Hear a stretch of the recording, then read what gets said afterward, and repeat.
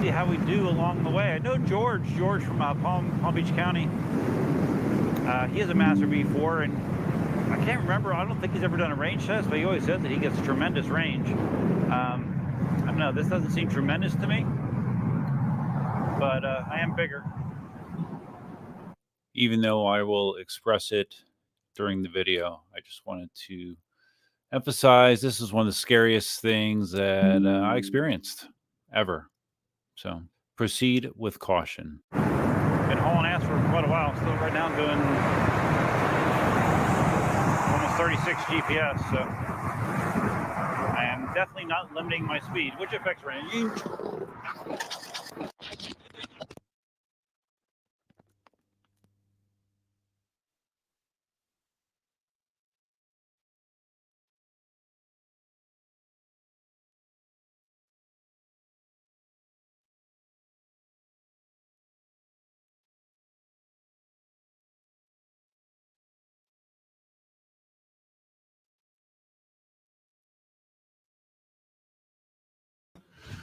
Hey, what's up? Okay, just wanted to, if there's anyone that potentially does not know what happened, mic check. Can you hear me?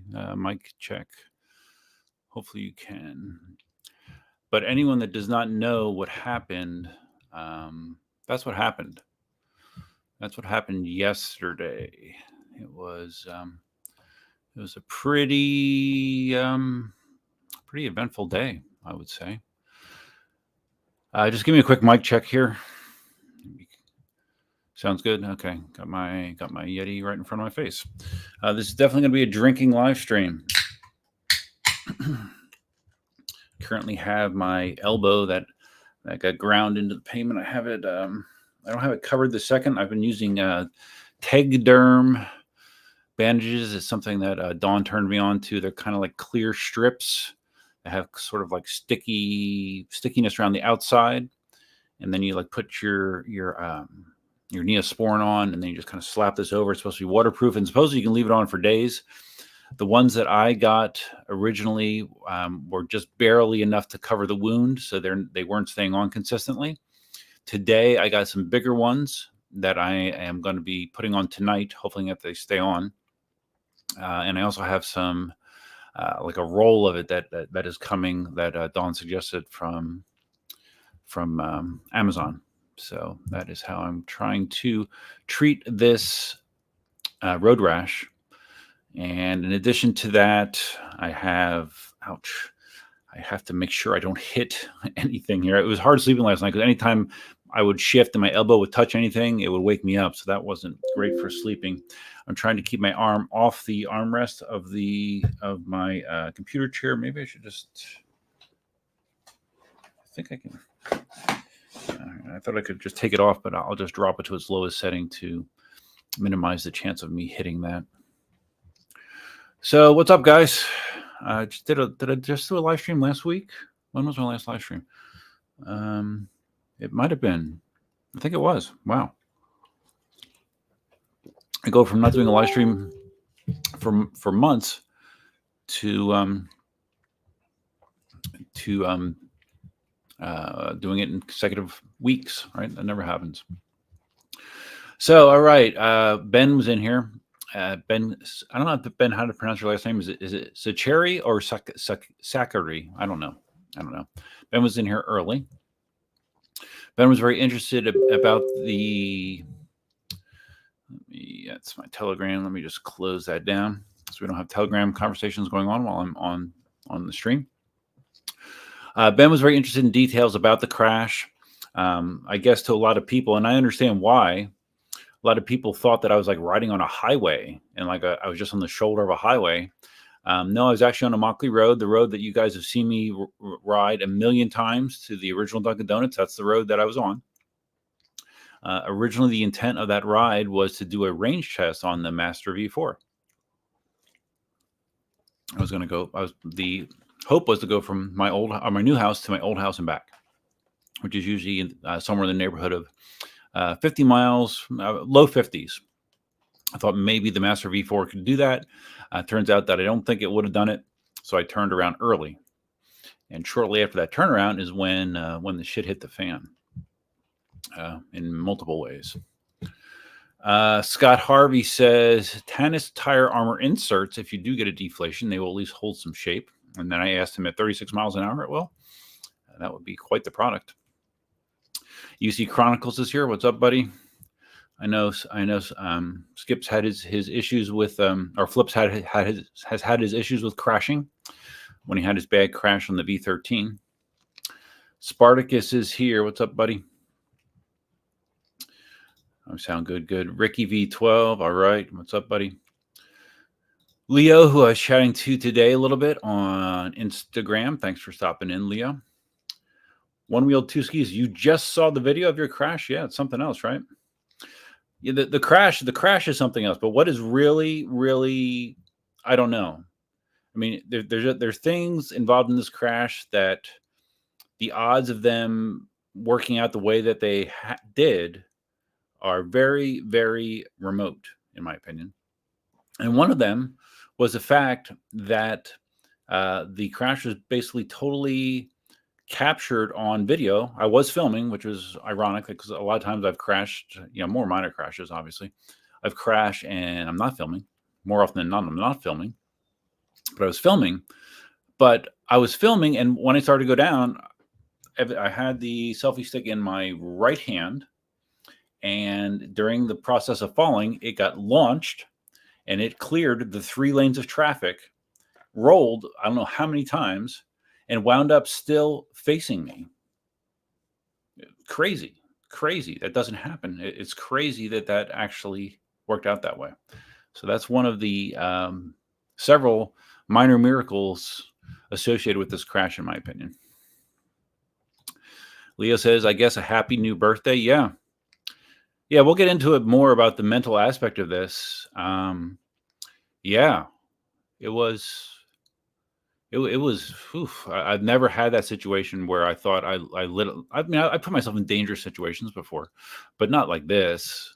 And I literally thought that, okay, this is how I'm going to die, because I was sitting there, I was sliding without control. Really, I wasn't steering or anything. I was just sliding, and I knew I was out in the middle of traffic, and I knew I was going to get run over. I knew it. And I was just waiting for that to happen. And that's a really unsettling feeling. So hopefully you don't have to ever feel that way, because it's not a good feeling. Flip, everyone hit the like button. Yeah, sure. Please hit the like button. It will increase visibility. It'll get more eyeballs on this. It'll increase awareness. Because I think that's something that we need to talk about, is awareness. Because I've always preached of being a safe rider. I don't do overly risky things. I mean, I ride fast compared to some people. There's some people that ride way faster than I do.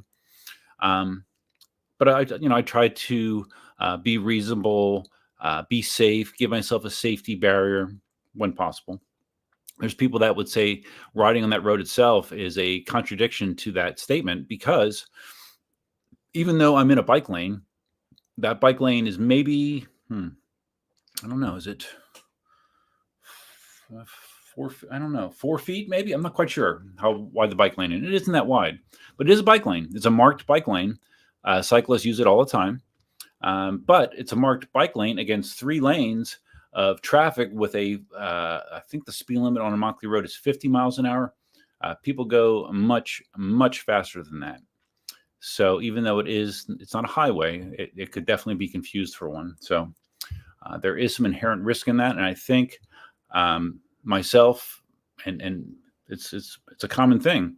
If you do something for a long time, you potentially forget the inherent dangers in that activity. If you've done it without a problem for a long period of time, that's kind of human nature, right? So my human nature was kind of shook to its foundation a little bit yesterday. One Wheel, Two Skis. Don't be afraid to drain it if need be. Yeah, Dawn mentioned that too, draining it. I'd rather just change it. I mean, I have enough that I can change it if it gets that bad. But yeah, last night I thought I'd be smart and I put the Tegaderm on, and then I put a long sleeve shirt on top of it. And by the time I woke up, I guess the fabric from the long sleeve shirt took the Tegaderm off. It came off. So I don't know. I'll figure it out. I have a feeling this is going to take a while to heal. The only good news is last night it blew up. It was like the size of a golf ball, right where all of the businesses here. It looked pretty deformed. That swelling has gone away, so that's a plus, I guess. It's not swollen anymore, but it hurts. But I mean, initially it was all basically the elbow that hurts. But then when I took my shirt off, not only did I have that, I don't know if you can see it somewhere, a little bit, but evidently when I went down, I extended more than I realized and rolled this arm. That's why my gear did not protect that elbow. So my shoulder's kind of jacked up. I have scrapes on my rib cage. And I have like a bruise and a little brush burn on my right hip as well. So yeah, the second day soreness has been, or this is the first day, so it might be worse tomorrow actually. But it is definitely not just the elbow. Simon's here from Australia. What's up, buddy? Wade Powell, glad you're well. Thanks, Wade. I appreciate it. I am glad I am as well. I've gotten so many well wishes. Like since I started YouTube, I've always had this policy of when someone comments, I will make the effort to respond to them. Just because, I don't know, just courtesy and it's actually, it's a good thing for channel activity. If you do that, that's one of the YouTube 101s, but that's an interesting update. But this was like the first time that I can recall that I had so many comments coming in. I couldn't keep up with it. Like I'll keep working at it, but tons of people, both well wishes. There's people with questions. There's people, trying to analyze what happened.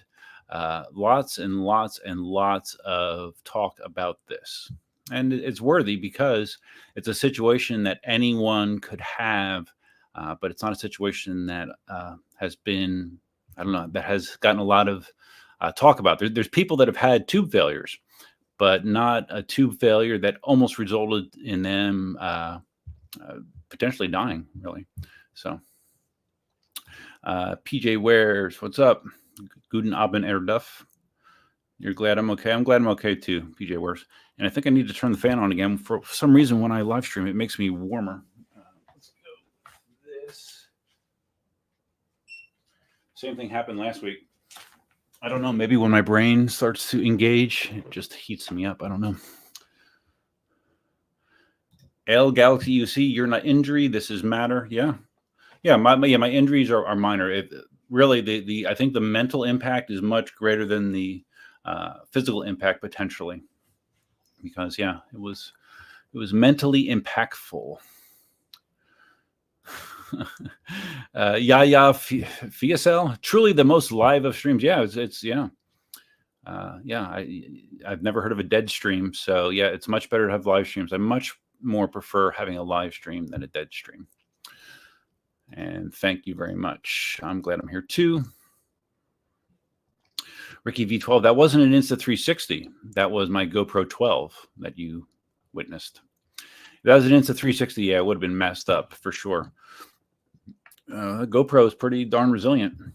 The only thing that happened is when it was spinning, the wireless mic flew out, but the wireless mic itself is okay. My DJI wireless mic is still okay as well. Michael Maverick, we are happy your accident wasn't worse. Thank goodness. If you know, was the inner tube in shreds or small puncture? Was the valve tore off? Tear down video. So sorry for you. I have not ripped it apart yet, but I did post a small video to YouTube. No, I posted it to Instagram actually. I'm sorry. Where I have my Master V4s on the bench out there in the kitchen. If you touch the inner tube now, it just spins. It spins. It's not connected at all. So I believe what happened, and I will verify this when I take it apart. I believe that the inner tube shredded or ripped at the valve. Now it's a matter of what happened. People have told me that they've had similar problems, and they have found that the valve stem hole on some Begode motors is extremely sharp. Like they don't put any effort into chamfering the edge or sanding it down. And depending on how that actually is and where the sharpness is, it could rub against the seat of the valve and cause it to eventually fail. This wheel does not have a lot of miles on it. This wheel has less than 100 miles on it, to be honest with you. Yeah, I'm sure it has less than 100 miles. I did replace the tire on it. It has a Michelin Pilot Street 2. But when I did that replacement, I kept the original tube that came with the wheel. So it has the original tube that came with the wheel. I bought the wheel from Chris Clark. It was one of those Master Pro V4s with the Clark Pad Racing Kit. Which the Clark Pad Racing Kit stuff survived pretty much intact. Not bad. There is damage to the wheel. I don't know how extensive the little rubberized cover that sits on top of like the display and stuff, and where the power button and the lift button is, that was like shoved back. So I'm not sure if the metal underneath that is bent. Again, I have to take the wheel apart to assess the damage. And when I do, I will share that for sure. Dale's here. Channel member Dale. G'day. Glad you're still with us. Me too, Dale. Me too, Dale. I know you've had a lot of crashes too. Luckily, not one like that, I hope. I would not wish that on anybody. Not anybody, because you are out of control. You have no control. Once I went down, I had no control. I was just waiting. I was waiting for the impact, and luckily it did not come. Sigic's here. Wonsamiak, you just watched my vid. Half you are okay, Duff. Okay, I think I understand that. Melt, very scary stuff. It was very scary. George, Palm Beach UC. I am officially alive. Yeah, like some people were joking that I would do anything for views, and that was like they were just joking. But I said, yeah, it was AI generated, because I've been messing around with AI lately, and that I joked that I made all that in AI, and that none of it actually happened. But I wish that was true, because it did all happen, unfortunately. Flip says, this is why I swear by riding on the bike trail. Seeing what happened to you unlocked a new fear for me. I cruise at 45 plus now, but it took me a while to overcome the fear from my accident. Yeah, I'm not sure. I mean, I was actually thinking about taking my V13 to Dunkin' Donuts this evening, just to make sure that I wasn't scared or whatever. And I wasn't. I mean, my plan before I realized that the tube was blown out was I was going to hop back on the wheel and ride home. So, but I couldn't, obviously. So I don't think I'm scared to ride, but something definitely shifted in my head. I think that's unavoidable after a incident like that. Dark Horse 72. Do you think the road with steel guardrail would have bounced you into traffic even if you were thrown to the right? I don't know that it would have bounced me or if it would have cut me badly. The metal on those dividers are not made for people to bounce into. They're made for cars. So yeah, that would be bad too. Just maybe in a different way. Leo, do you recall tire pressure? Do you think the pressure sensor alarm like PID zooms would help any? Yeah, I've gotten that question a lot. A lot of people are saying, well, you must be running too low of a PSI, and because of that allows the tube to shift around, and because of that could have caused the valve stem to tear. I run my wheels right under 30 PSI, 28 or 29 PSI. I have for 8 years. I've never had an issue. Sure, you could run it at 35 or 40 if you want, but that really affects high-speed stability. It always has for me, at least. So yeah, it was probably right around 30 PSI when it happened. Do I think a pressure sensor alarm like PID zooms would help any? I don't think so, because I don't think this was a slow leak. I think that it just failed. I think it tore wide open. Because I wasn't feeling any squirreliness prior to that. It was fine. And then it literally, like you saw in the video, I thought that there was maybe oil on the road, and the combination of a wet road and oil that will make that condition. Also, those lines that are actually plastic, those white lines, those can become like ice when they're wet. But when I look back, I didn't actually run over any painted areas at all. So it definitely wasn't that, but I thought it was just like slippery road, and it definitely was not, but it did feel that way. PJ, where did I happen to find the inner tube? It's still inside the tire. It's still there. It didn't fly out or anything. Sensei, I'm happy you're okay. Thank you, buddy. Melt, talking about bandages. Cutting the corners of the bandage to be rounded helps to prevent it catching on clothing. Well, I think in my case, it was just too small. Like it just barely covered this area. So I think the areas that were adhesive were kind of on areas that were still like wound. So it didn't have good skin to attach to. So I think that's what happened. The ones that I bought today are 4x4s, so they're much bigger. So I'm hoping that they stick better. I hope. One wheel, two skis. I have a flat currently. Most of my punctures happen at the valve stem. I've had one other valve stem failure in my riding time. It was years ago with my original Monster, my Gotway Monster. I was on a path at that point, but I was on a Mockley road. But when you get to a certain point, there's a path that you can swing over and you get off the main road. And I always take that because it's always better to be off the road if you can be. And during that one, I had a valve stem tear. It deflated, but I was going much slower. It's probably going, I don't know, maybe 20 miles an hour, probably less. So I had the time to stop under control in that situation. Going as fast as I was, I did not have that luxury, unfortunately. Flip, I can tell you're incredibly shaken up by what happened. I was traumatized after my fall for some time. So my question to you is, will this affect where and how you ride in the future? I don't know, Flip. Probably in some ways, yeah. I don't know how. I think I would be ignorant to not take that into consideration, right? You have to, to me, the sign of intelligence is making different decisions once different information is presented to you or different circumstances. And being stubborn or hard-headed and saying, "Oh well, I'm not going to learn from this. I'm just going to keep doing what I always do because that's what I do." That's not the way I think. So, yeah, I think there'll be some changes. One of the changes potentially is I might consider changing the Master V4 to a tubeless design. I told Jason at eWheels about this. Jason is a big proponent of going tubeless with EUCs. This is one of the reasons, because in a tubeless setup, if you have a tubeless tire, this scenario is much less likely. A tubeless valve is not going to rip out. It's much, they're metal.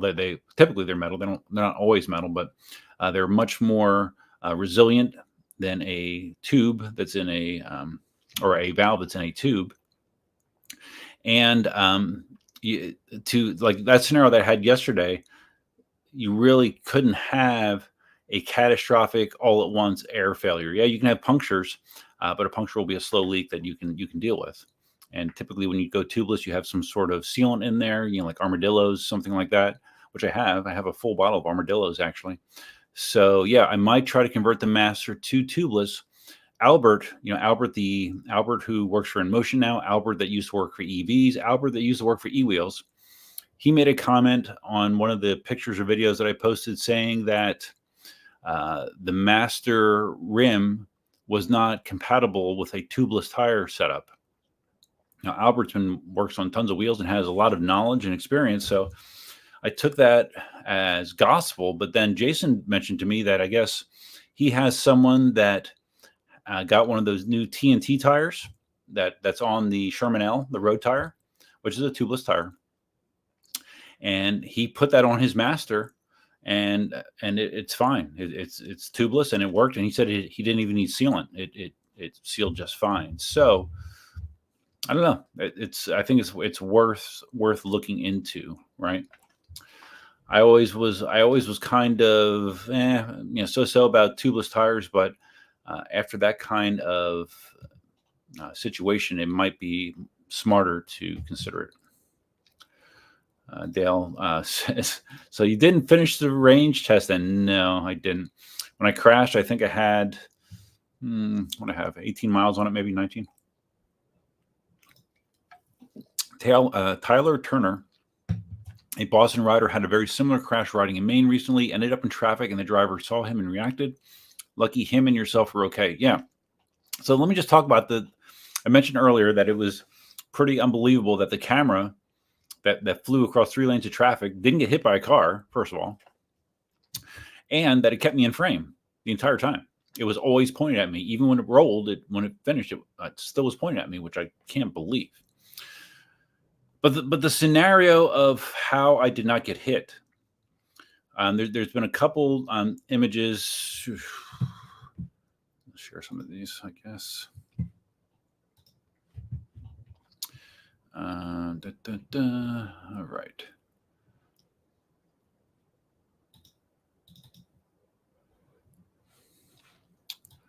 Let's do that. Just bear with me here. And okay, let's do it. Let's do it that way. And then let's share the screen again. And let's make me really small. And let me just hide you for a second there, Tyler. So this is when I first started going down. So now you see this red Chevy, burgundy Chevy behind me, right? And right before I went down, I had just checked GPS and I was doing 36 miles an hour. Now, I think I was fortunate because I think a lot of people that saw me were like, oh, hey, typical, hey, what's that weird person on a single wheel doing? So I think they were going slower than normal. But anyways, I start to go down there and he is not far away. I'm still on the wheel at that point. Basically, the sensation was the wheel all of a sudden it was like I had no traction whatsoever. I fishtailed and it just went out into traffic and I went with it. So from there, let me go back here. Okay, this is as I was going down. You can see from this picture, you can see that I have no air in that tire. You can see the air is already gone. And you can see the Chevy behind me, right? And it's close. And I am cutting right in front of that thing. I didn't even know that was there. I didn't know that was there. I did not know it was that close. Once I went down, it was just like a blur. And that's just it more rectified. That's easier to witness. That one's probably hard for you to see. That is me in the middle lane with the wheel bouncing and me kind of sprawled. And the truck, as you see, did not stop. That truck did not stop. He just kept going. I slid in front of him into the middle lane, and he just kept on trucking. And this is another angle. This picture is very interesting. I didn't make this picture. No one sent me this picture. This is something that YouTube made as a thumbnail for my short that I did a short of just the crash.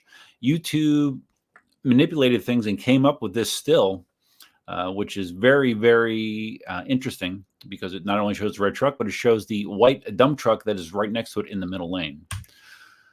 And then this was actually sent to me from my buddy Jason down here. He grabbed this still frame. This is how close I was to that burgundy truck. I mean, he must have missed me by inches, literally inches, because from that angle, it almost looks like he would run me over. So that's how close he was. And I think that's probably the last one I got. Yeah. So, yeah, those images, once I saw them, because like I said, during the incident when I fell, I kind of was disoriented. I didn't really know exactly what was going on. And once I saw the video and looked at some of these stills, I realized just how freaking lucky I am to not only slide in front of that red truck.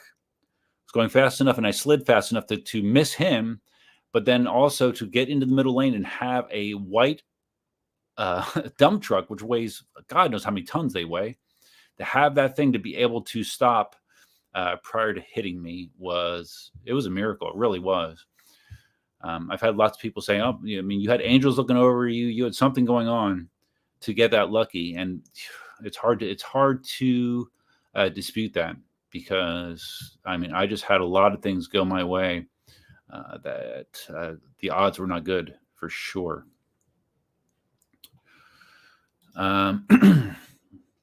Dale says, I had a close call with really bad wobbles going down a steep hill that gave me a steep hill phobia for a couple of years, a close encounter that can shake you up mentally. I kind of had that when I first time I went out to California, and I was having like nonstop wobbles going down Mount Baldy. That kind of freaked me out a little bit. I got over it though. PJ's doing laundry. Good. I did laundry already. Spartacus got a flat from a nail. You're going slow. Feels like riding on ice is the perfect description. Yeah. Yeah, it's not a good feeling. It is not a good feeling. Devo's here. What's up, buddy? Devo had a Commander Pro dump you because of crappy valve stem. Oh, yeah? Similar? How fast were you going? It's interesting. It's saying that my internet speed is unstable. Shouldn't be. What the heck? I'm hardwired, man. I'm hardwired. Tubeless without sealant makes me skeptical. Yeah, if I went tubeless, I would use sealant, but I would not use slime anymore.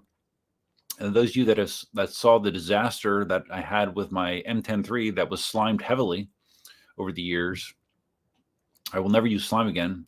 Latex-based sealants all have the tendency to turn into just crud after a certain period of time. Evidently, armadillos, which is much more expensive, but it supposedly does not have that characteristic. So I do have armadillos. If I did convert the Master Pro or any other of my wheels to tubeless, I would use a sealant. Cyber Wheel says, I think you can convert the C40 rim into a tubeless setup. Do you have the C40 Master 4? Yeah, it's a Master V4. Yeah. I wonder if Albert was talking about prior Masters, because what the earlier Masters didn't have the C40, right? Isn't that true? I don't know. Maybe Cyber Wheel. Maybe you can tell me. I'm not 100% sure about that, but maybe that's what he was referring to.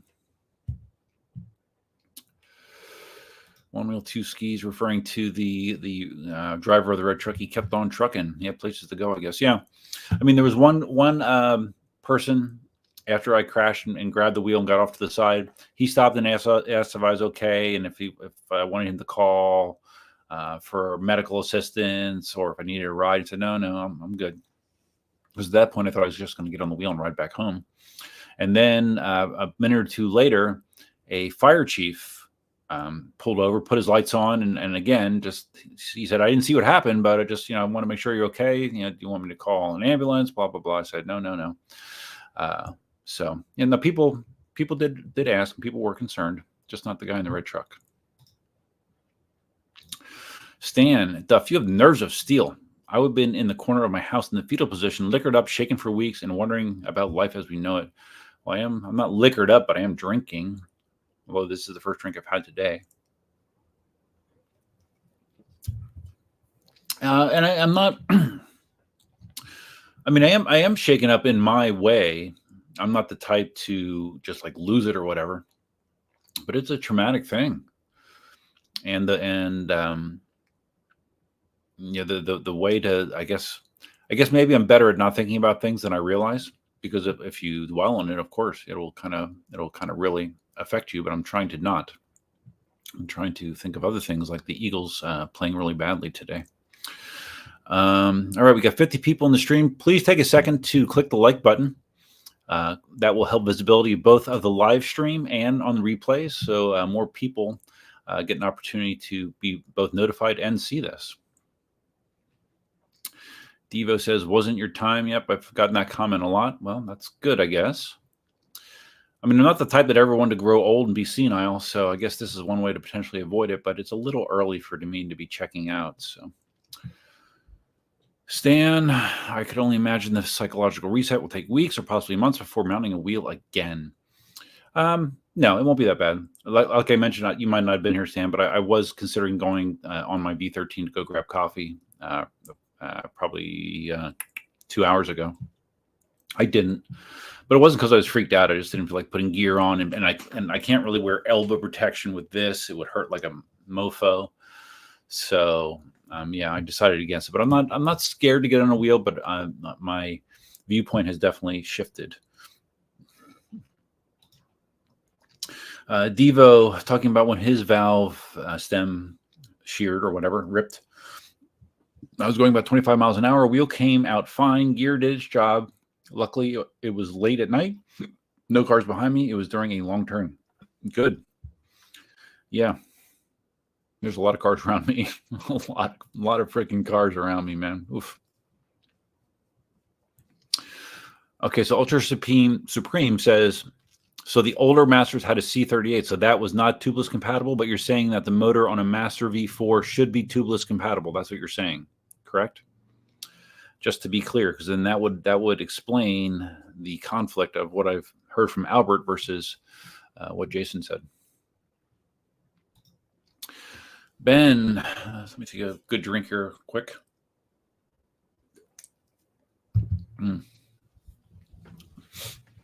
Tell us about the gear you had that you were grateful for and what you might wear additionally for this type of fall. Well, ironically, I had on my Sullite gear. Sullite is gear that I bought on Temu. You know about Temu, that discount Chinese site? I bought it as an experiment. It's, if I'm not mistaken, if my memory's correct, I think it was less than $40. That was for knee, shin, and elbow forearm protection. But the design of the gear, it's right here. Hold on.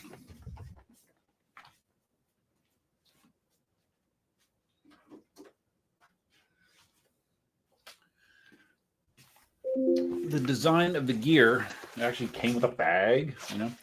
The design of the gear was actually very similar to my Nobleman gear. The way that it feels, the way that it looks. Let's see if I can get this out. Like here is one of the elbows.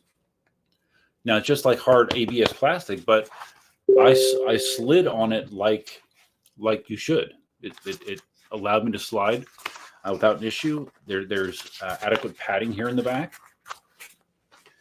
Knee guards again, very similar to Nobleman, hinged. You can see the scrapes on this one. This one I did a lot of sliding on, evidently. But other than that, it came out fine. Other than all the, I don't know how well that actually shows up, but yeah, this one took a lot of friction, but it's good. Less than $40. In addition to this stuff, I was wearing the free eWheels wrist protectors, which actually did a really good job of protecting me while I was sliding. I have a little cut on my thumb, but yeah, but they have a lot of abrasion on them. Actually, they really got slid on, but they worked well. And I had on my Scorpion helmet as well, and as far as I can tell, my head did not make contact with the ground. I didn't see any abrasions on the helmet whatsoever. Things that could have helped me more. A lot of people will, they always ride in long pants. You know, that would help. Actually, my legs were okay. My shorts were all ripped. If you saw my shorts, the right side was torn to shreds. I have all kinds of holes in those shorts.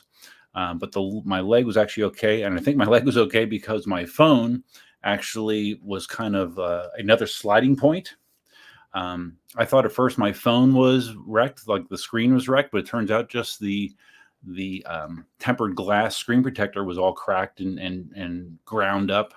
But my phone is actually fine. The screen is fine. I'm going to have to get a new screen protector for it, but my phone is fine. But that actually helped protect me as well. Now, other things that I could wear that I have, and in retrospect, I should wear them all the time because I always seem to wind up hitting my hips if I fall. Always. I have a padded hip and rear end protector that kind of protects your tailbone, your hips, the sides of your legs. I have that, and I can wear them under cargo shorts. Not a big deal. I have them. I don't wear them nearly enough. So I could have worn those as well. I have upper body armor.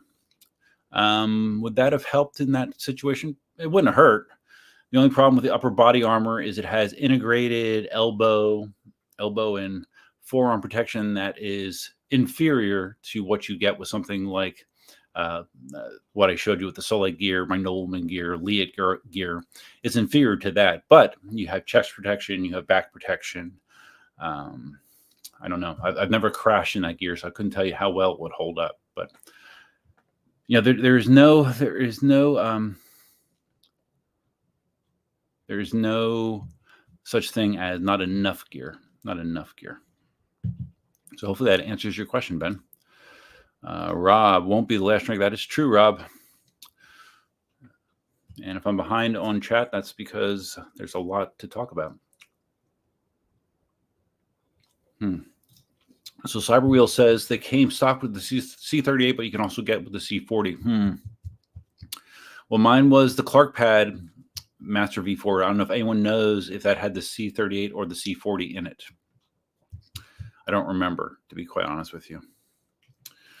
Palm Beach EUC, also known as George. I remember I wrecked with no gear during 30. Ooh, what? I was just cruising, didn't even realize I was going 30, hit wobbles and ground. Sliding without gear sucks, and I rode home 4 miles bloody. Yeah, I'm sure you were very bloody, George. Ouch. Up until now, I'm trying to think that speed-wise, as far as that crash goes, that was the fastest I've ever fallen by a landslide. I think prior to that, the fastest I've gone falling is around 20. And when I ran into the mountain in California, I was going about 20 before I did that as well. But I slowed down before I hit the mountain. But yeah, this was pushing 40, so pretty fast. Russell Zauner, I have self-healing tubeless on another PEV, and I love them. What? That's a special brand of a tire, I guess.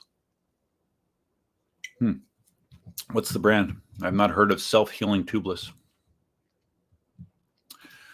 Devo asking, the screen was freezing. Well, I was getting speed issues earlier. It looks like they've gone away. It looks like my speed should be fine now. So that could have been why you were getting freezing.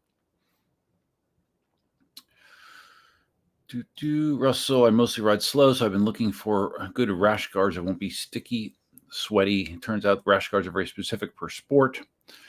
Well, yeah, these Solates, I mean, they're nice. I mean, they're fabric inside. They're surprisingly good quality. I did not expect these to be that good, but I like them. I mean, they're heavier than my Nobleman stuff, which is carbon fiber, not really, but those are lighter than this, but this isn't heavy enough to be a problem. So yeah, if you're hurting for money, but you want some decent gear, I would check out that stuff. It's I would give it my thumbs up. Okay, people freezing. That was probably from the network issue, whatever it was. Could have been a StreamYard problem, potentially. Spartacus says, live stream have been like that today, seeing it on my end too. Well, maybe, yeah. Maybe whoever's hosting StreamYard is having an issue. Maybe. I don't know. But I have gig internet, and it's hardwired, so in theory, my speed should be fine. Russell Zauner, dump truck driver needs a raise. Yeah, he had to. Well, I mean, dump trucks sit high. So my theory is he saw this happen. I'm sure he could see over whatever traffic was in front of him, and he could see me. So he must have saw me wobbling and going down, and luckily he was able to stop.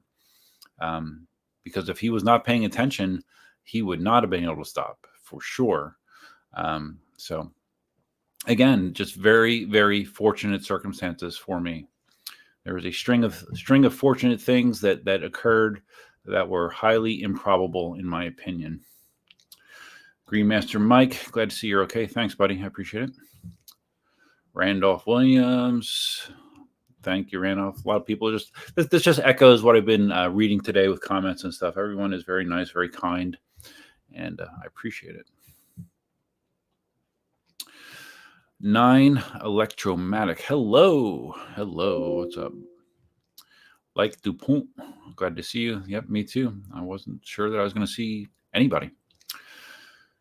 Devo, did you have any problems with the hurricane? Looks like it missed you. Yeah, it did miss us. It was several hundred miles off the coast. I don't remember, between 200 and 300 maybe. So we didn't have issues like central and northern Florida did. But it's funny, even that far away, it caused enough tidal surge that we had coastal areas that were messed up. There was like feet of sand that were pushed inland, both on properties and parking lots. And yeah, so it did cause more impact than you would you would expect. It really kind of made a mess. My major thing was just wind. We had wind gusts that were 60 miles an hour plus around here. So yeah, it was very windy. Kind of bent my mailbox a little bit, and it was enough wind to do that. But all in all, I was lucky once again in that situation. But there is a potential forecast for another system to follow almost that exact same path. I don't know how likely it is, but there is the potential for that to happen. So knock on glass, we don't have to deal with that, because I've had enough crap to deal with in the last few days, right? PJ Wares, don't know how religious you are. Might be a good time to thank the man upstairs for keeping you safe and around for another day. I'm not religious, but I do understand that I've gotten lots of people that said exactly that. Angels are watching you. It wasn't your time to go. Maybe. I don't know. All I know is it was a very improbable outcome based on the circumstances. It really, really was. Very lucky. Russell, waterfront has been rearranged. Where? Here? Naples? The beaches have been rearranged somewhat. Yeah, those of you that aren't familiar with hurricanes, I mean, it really is a helpless feeling, because it's just the power of a hurricane is staggering. And Hurricane Ian, when we had this tremendous storm surge a couple years ago, that destroyed huge areas of property in Fort Myers Beach. It almost wiped it out, basically. When you combine that with high winds, I remember I rode out was it Irma, I think, at my house in Golden Gate Estates. Yeah, it was Irma. We were right on the edge of the eye of the storm as it passed over. The winds were somewhere in the neighborhood of 130 miles an hour.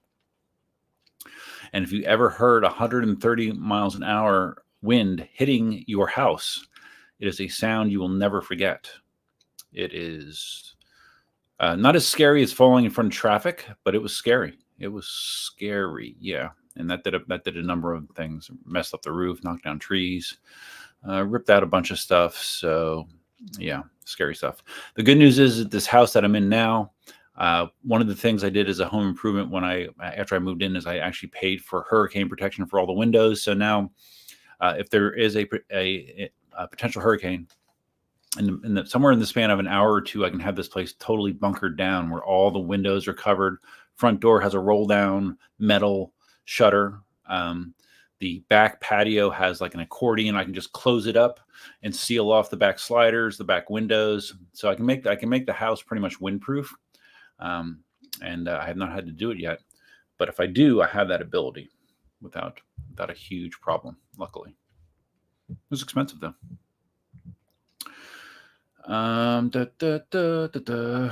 Garrett, who is a channel member, and Garrett, who visited me in the swamp. Garrett, my friend and earth science teacher, posted data from a buoy offshore from Naples. Crazy high surge and crazy drop in pressure. Yeah, it's scary, right? It's scary. And if it happens to time up with high tide, then it gets really bad. And if I'm not mistaken, where it made landfall in northern Florida, I believe it was coordinated with high tide. So not a good combination. George says, the flying spaghetti monster looked out for you in regards to the crash. Maybe.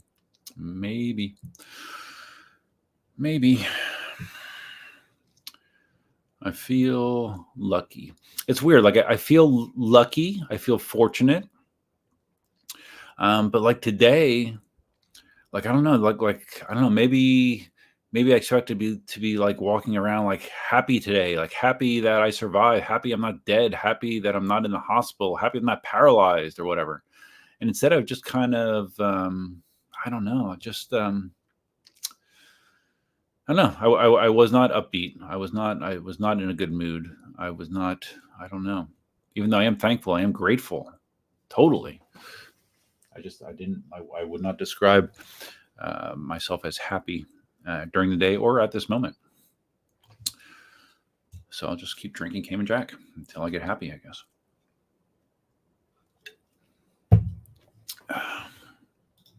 Russell Zauner. Beaches. We get, as far as the shorefront, we get pounded on the West Coast, but storms can't really get inland past the coastal ranges. That weather coming inland is terrifying to someone who lives in a valley shore. Yeah, I bet. Dale, 130 miles an hour is enough wind speed to do indoor skydiving. Yeah. Like if you would walk out into that, God knows, you probably wouldn't be able to stand against it. I wouldn't think. Never tried. Don't plan on it. Devo. Still not as scary as the P. Diddy freak off. To be quite honest, and I don't really have a solid reason, but I know only bits and pieces about the P. Diddy situation. I've not cared to dig into it. It sounds ridiculous from what I know about it, and I don't really care. But that's been, I don't know. It's been a byproduct of the last couple of years. I find, and I've talked about this before, I find myself caring less and less about things, or maybe I'm putting more priority on certain things and things that I don't deem to be important or priority. That I may have paid more attention to in the past. I'm kind of pushing those into the background. PJ Wares, hate to admit it, but the shadow of the ceiling fan out in the other room is a bit annoying. Guess I'm just anal like that. Oh yeah, can't see it. It's that's the kitchen that you're looking at. I wonder. Let's see how well Alexa works. Alexa, turn off kitchen fan.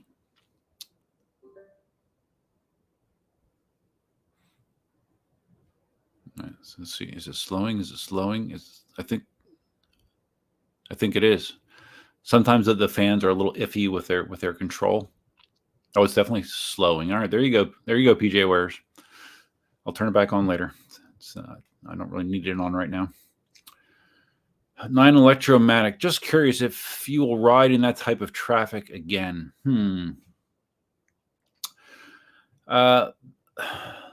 The short answer is yes, I will, but I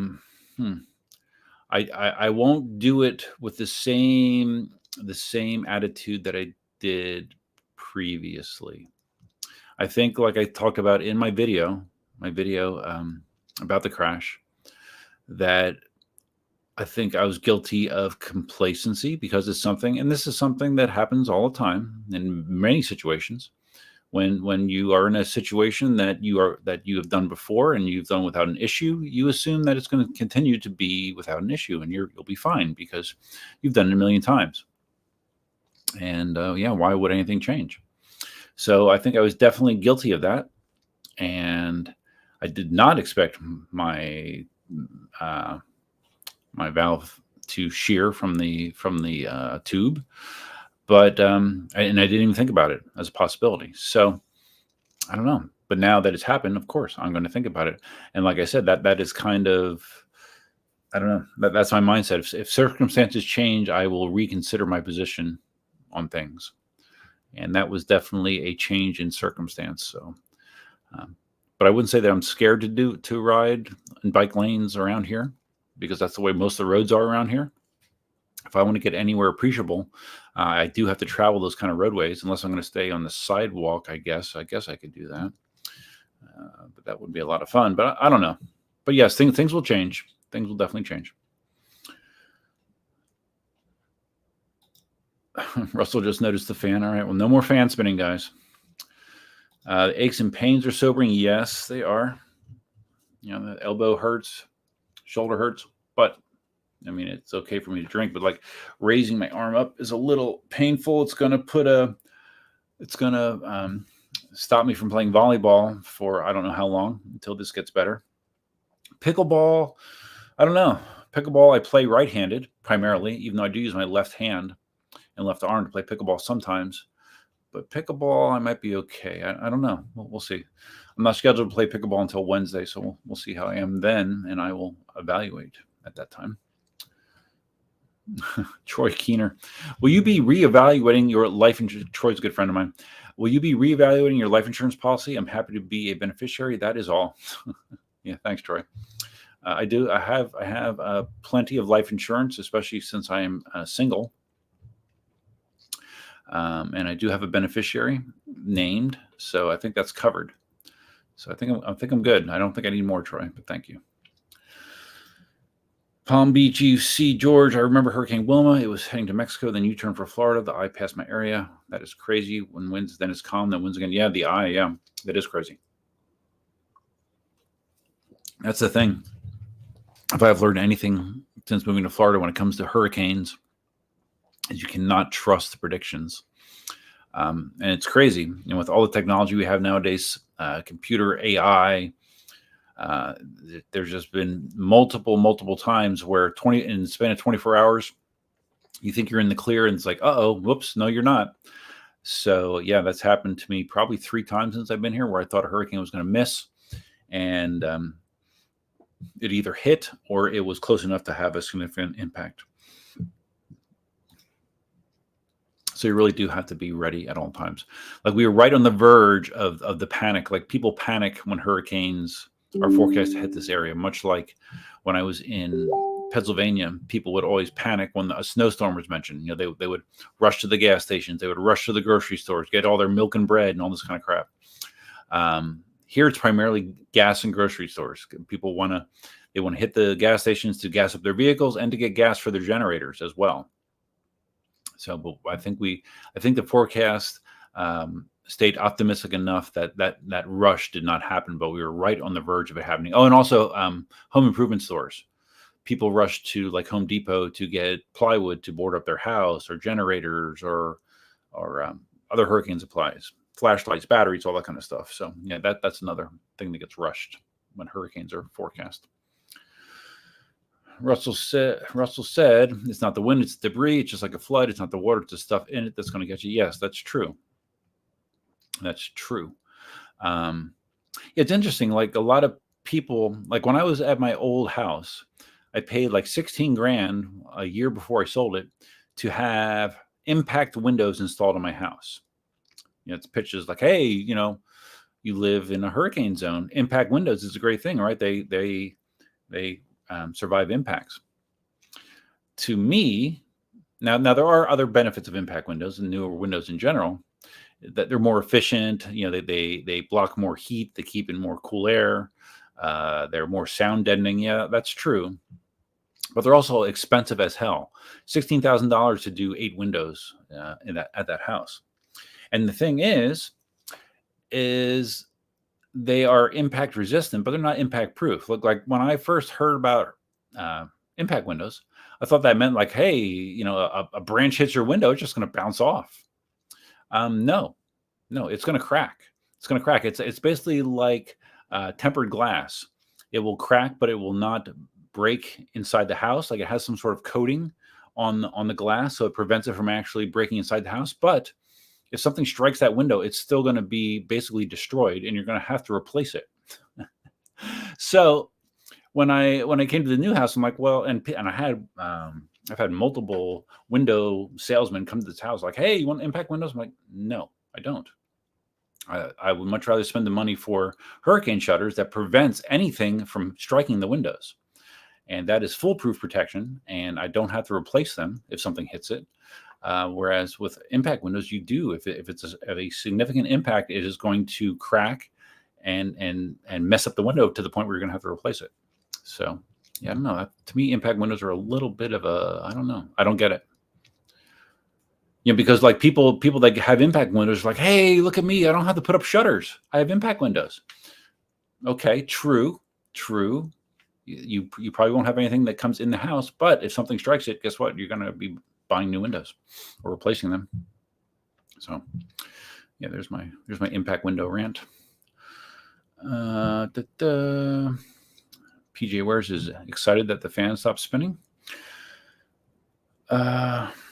Murray's here from Australia. What's up, Murray? Murray, a channel member. Let me just say once again, please take a second to click the like button if you don't mind, so the stream is visible to more people. That is always a good thing. Captain, send it. I'm glad mentally it hasn't scared you. It could be something that can at least last a long time. Physical injuries heal quicker. Well, again, I'm not the type to scare, but it definitely affects you. I mean, unless you're a robot, definitely affects you. Definitely will hang with me. Definitely will be in the back of my mind. But that being said, I'm not going to, swear off electric unicycles because they're dangerous. There's certain people that would like me to. Like I told my ex-wife what happened, and she's like, don't do it. she was not happy with what happened, and she doesn't like the fact that I almost checked out because of it. So, and and I understand, people that care about me, generally speaking, don't want those kind of things to happen. So I understand. Oh, hey, Marty is here. What's up, Marty? An advantage of the newer wheels, tubeless. The valve stem is rigid and the tubes are much stiffer. Probably can ride okay even with no air. What would you mean the tubes are much stiffer? You mean the tires are much stiffer? On that Master, I had a Pilot Street 2, which is a stiff tire. It's definitely a stiff tire. And at least at the speed I was going, it did not ride okay with no air in it for sure. Yeah, I don't know. I might try to see if I can convert it to tubeless. The Master, Marty. Albert said that the Master is not compatible with a tubeless setup. Jason seemed to indicate that it was. Jason talked about a customer that installed one of those TNT road tires, what's on the Sherman L, on his Master successfully. Now, I don't know if someone else said earlier that the C38 Master was not compatible. The C40 was. So I'm not sure what I have. I probably have, I don't know. I'll look at it later. But it would be good to convert it to tubeless because it would more than likely make that scenario that took me out yesterday very unlikely. And I know Jason is very much looking to push manufacturers to go more tubeless. With the speeds that electric unicycles can go today, it does make more sense. When electric unicycles were going 20s, a tube design makes more sense. With a tubeless, I don't know if cost is much of an issue, or I don't know. I'm not sure what the manufacturers would view going tubeless with a wheel, what the disadvantage would be to them. Maybe I don't know. I'm not sure. All right, I finished my first Cayman Jack. I'm not drinking nearly as fast as I thought it would, but I'll be right back in 30 seconds or less.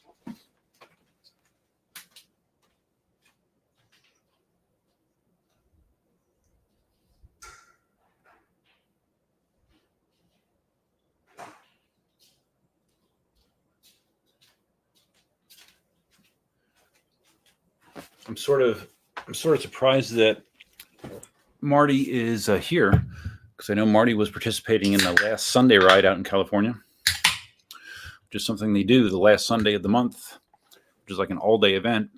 But I think like later in the day it turns into a drinking fest. So maybe Marty skipped out for that part of it. But yeah, I'm glad you're here, Marty. I'm glad I'm still talking to you instead of asking you to write my eulogy. I appreciate that. I'm sure you would do that for me, right, Marty? Devo, the Godfather in the house. Yeah. Dale says I should put me in. Yeah, you did mention that. I should put you in the will. Growing old and having fun. The only time I smoke a joint is to kill fresh pain like that. Yeah, I was going to take an edible last night and I forgot and I didn't. I mentioned earlier that sleeping with this elbow is not good because if I move and I bump it, the pain was waking me up. So I woke up a lot last night. Hopefully it's a little better tonight. I don't know. Murray. I know Murray is a big conspiracy theorist kind of guy. And I have been off and on. I've read a lot of conspiracies. Murray says, look up geoengineering. The weather is not natural, manipulated. Yeah, I mean, everyone's heard about chemtrails, right? Right, Murray? And I've heard other things that also potentially can contribute to weather manipulation. I have heard about this, Murray. Captain, send it. We panic in Australia and everyone buys all the toilet paper. Yeah, well, that's... let's see. Is toilet paper run on here? I don't know that toilet paper... Well, grocery stores in general, maybe toilet paper. I mean, to me, the biggest toilet paper runs were during COVID, right? That was ridiculous. Remember people like driving away with pickup beds filled with toilet paper or paper towels and then like reselling them on the black market? God, human beings are so disappointing at times, right? Russell, okay. We got lucky. We have a toilet paper factory and a chlorine plant both here. We avoided 2 critical shortages. All right, I have some messages coming in, but I will have to check them later because I'm live streaming currently. PJ happened to me when I was a kid. Friend was riding my bike. I was on the handlebars. Oh, that sounds potentially problematic. PJ wears. He let go of the bars. The wheel went sideways. The entire weight of the bike, and him impacted on both of my knees as we slipped several feet. My first road rash incident. Fun. Yeah. It's interesting looking at the pictures of the incident, the stills that I've both grabbed myself and other people have sent me. You know, I thought initially I went onto my hands and knees, but when you look at the video, like when the truck passed me on the side, it looked like my head was actually behind my feet, but I wound up with my head in front of my feet. So I'm not quite sure how that all happened, how I got in the position I was. I didn't roll. I definitely did not roll. So I don't know. It's kind of hard to follow because once the GoPro starts spinning, it's really hard to follow. I guess if I went frame by frame, which I have not done, if I went frame by frame, I could probably grab some more stills. I might do it. I might not. I've seen enough. I have enough stuff to have nightmares, so I don't know that I need more. Garrett, this was an epic crash capture if no one else has given you that compliment yet. Well, I guess, is that a compliment? It's, to be quite honest, Garrett, it's not the kind of thing that I would like to have to capture. Crashes are always exciting. Crashes always get clicks, and this hasn't been any different. Just look what Roger capturing Dawn's crash did for his channel. I don't expect that to happen to mine, but yeah, crashes are exciting, right? I'm just glad that this did not have a bad ending. Imagine, let's just say I wasn't killed, but just imagine I was like maimed seriously, and I caught it all on video. Ooh, wow. That's a trade-off. I would rather not crash and than have that caught on video. That would have been awful. Murray talking about the windows. So the windows are laminated, not tempered. The impact windows. Okay. Well, same effect though, right?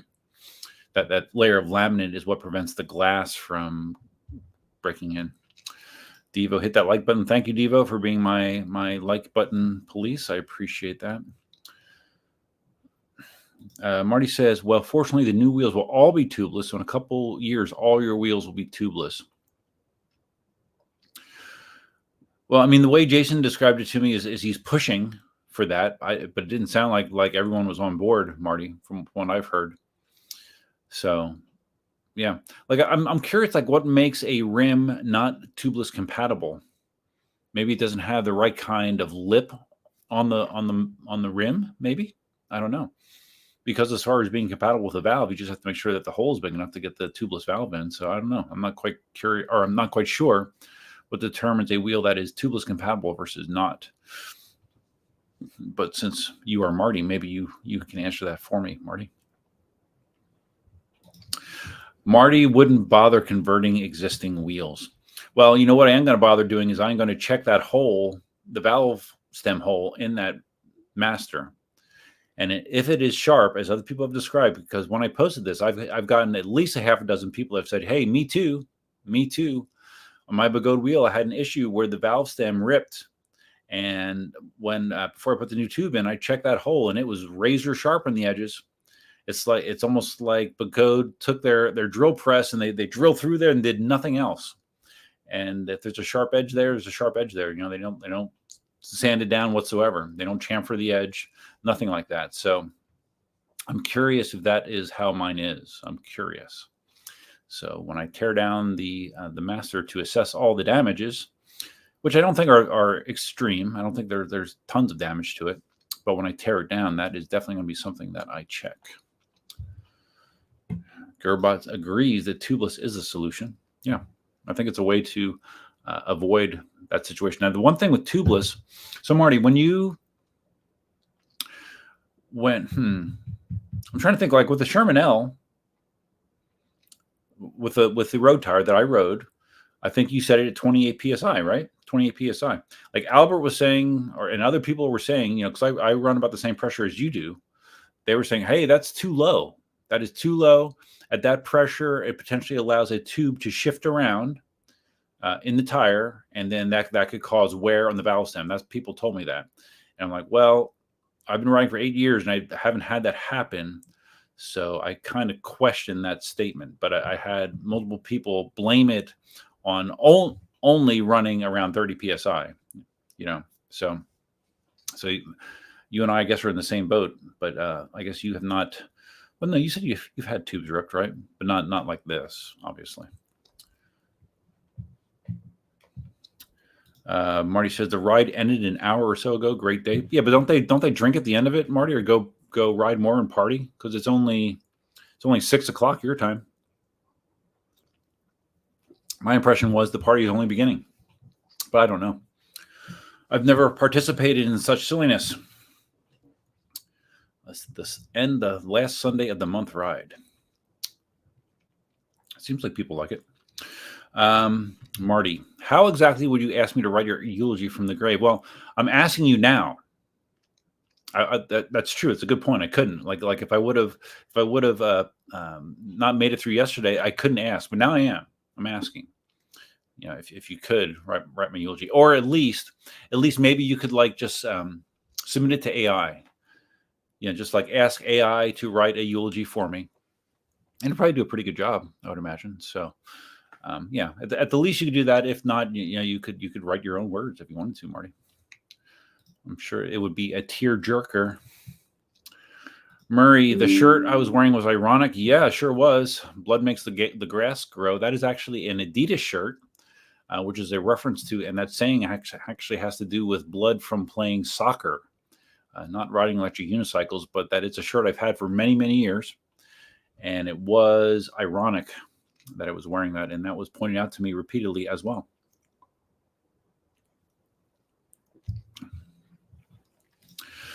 Indiana UC, just be lucky it wasn't your lower back like mine. My road rash literally stuck to my underwear. It was freaking terrible the first couple of nights. Yeah. No, I agree. Like I said, I have some on my hip, but it's not severe. My elbow is the severe stuff. So yeah, that would suck, having road rash on your lower back.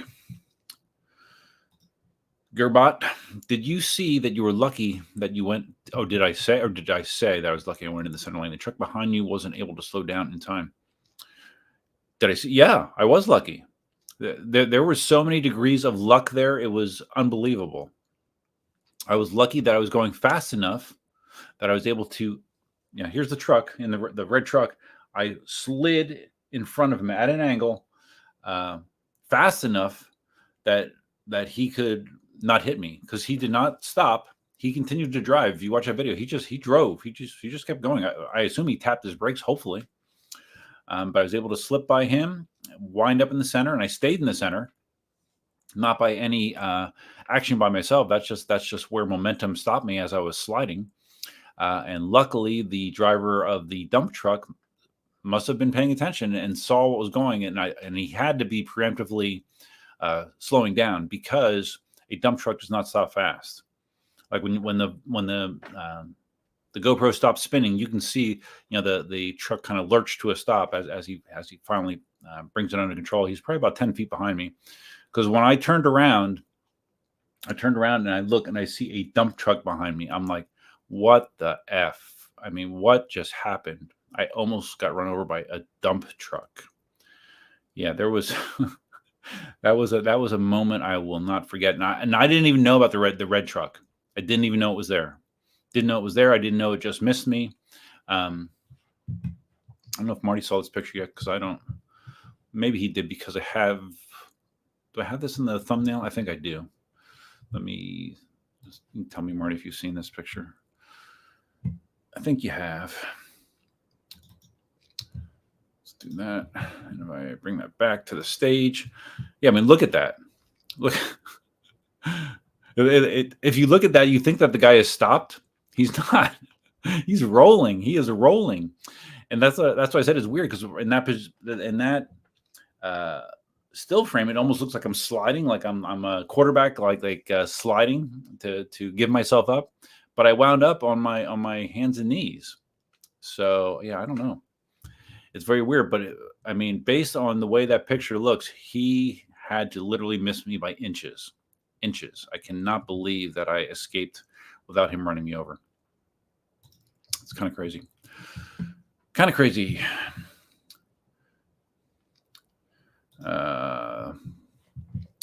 Dale talking about weather manipulation. Chemtrails and cloud seeding are different things. Devo, toilet paper makers always hope for a panic disaster. Sure, of course they do. Murray, how to like on a phone? I don't know. I assume there should be I don't know if it's a 3-dot thing. Maybe hit the 3 dots. It gives you an option to like.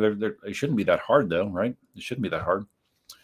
Anyone that just stopped in, please take a second to like the stream. If you can figure out how to do it, I guess on a phone, maybe it's more confusing. I don't know. I don't watch a lot of live streams on my phone. Dale says, close chat, then hit thumbs up, then reopen chat. Okay. Well, thank you, Dale. eSkate Unity. You going to do any more eSkate stuff? Let me know if you need input on the eSkate aspect of things. Well, yeah. No, I have my Max Find Max 6. It's actually sitting out in the dining room currently. And I've done several videos on it, and I've written it several times in the span of 2 days. I went from being scared going 10 miles an hour to maxing it out at 26 miles an hour. So yeah, no, I'll still be riding it. I'll still be doing stuff. It's it's definitely a very different experience and fun. It's different than EUCs. It's different than one wheels. It's fun, and again, terrain matters. And one of the good parts of riding that is I will not be riding that out with traffic. And same with the one wheel. I don't ride that out in traffic. Although there have been times in the past where I rode my one wheel in that same bike lane on Mockley Road. I have done that. And yeah, I don't know that I would do that again. Devo, how often does everyone in here check their tire pressure? I mean, I generally will give it a squeeze. I don't put a gauge on it. The tire pressure on that Master was checked probably. I think I checked it before my previous ride, which was a couple weeks ago. So, but yeah, I don't know. I don't know if Marty checks pressure all the time or not. I think Dawn's pretty good with that. I'm not quite sure if she does or not. Marty, if you run with lower pressures, that can cause excessive wear and tear in the valve stem. If you don't, I know you don't always check your pressure. No, I don't always, but I do run a similar pressure to you, Marty, right? So if 28 to 30 psi causes wear for me, it would cause wear for you too, right?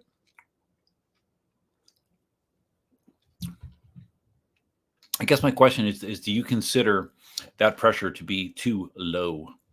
I don't. Marty talking about what makes a rim compatible with tubeless. The rim needs to be compatible with the tire. I believe the ridge is taller. Okay. Because the Pilot Street 2 is a tubeless tire. So the tire I have is compatible, but the rim might not be. I got to check what motor's in it, I guess.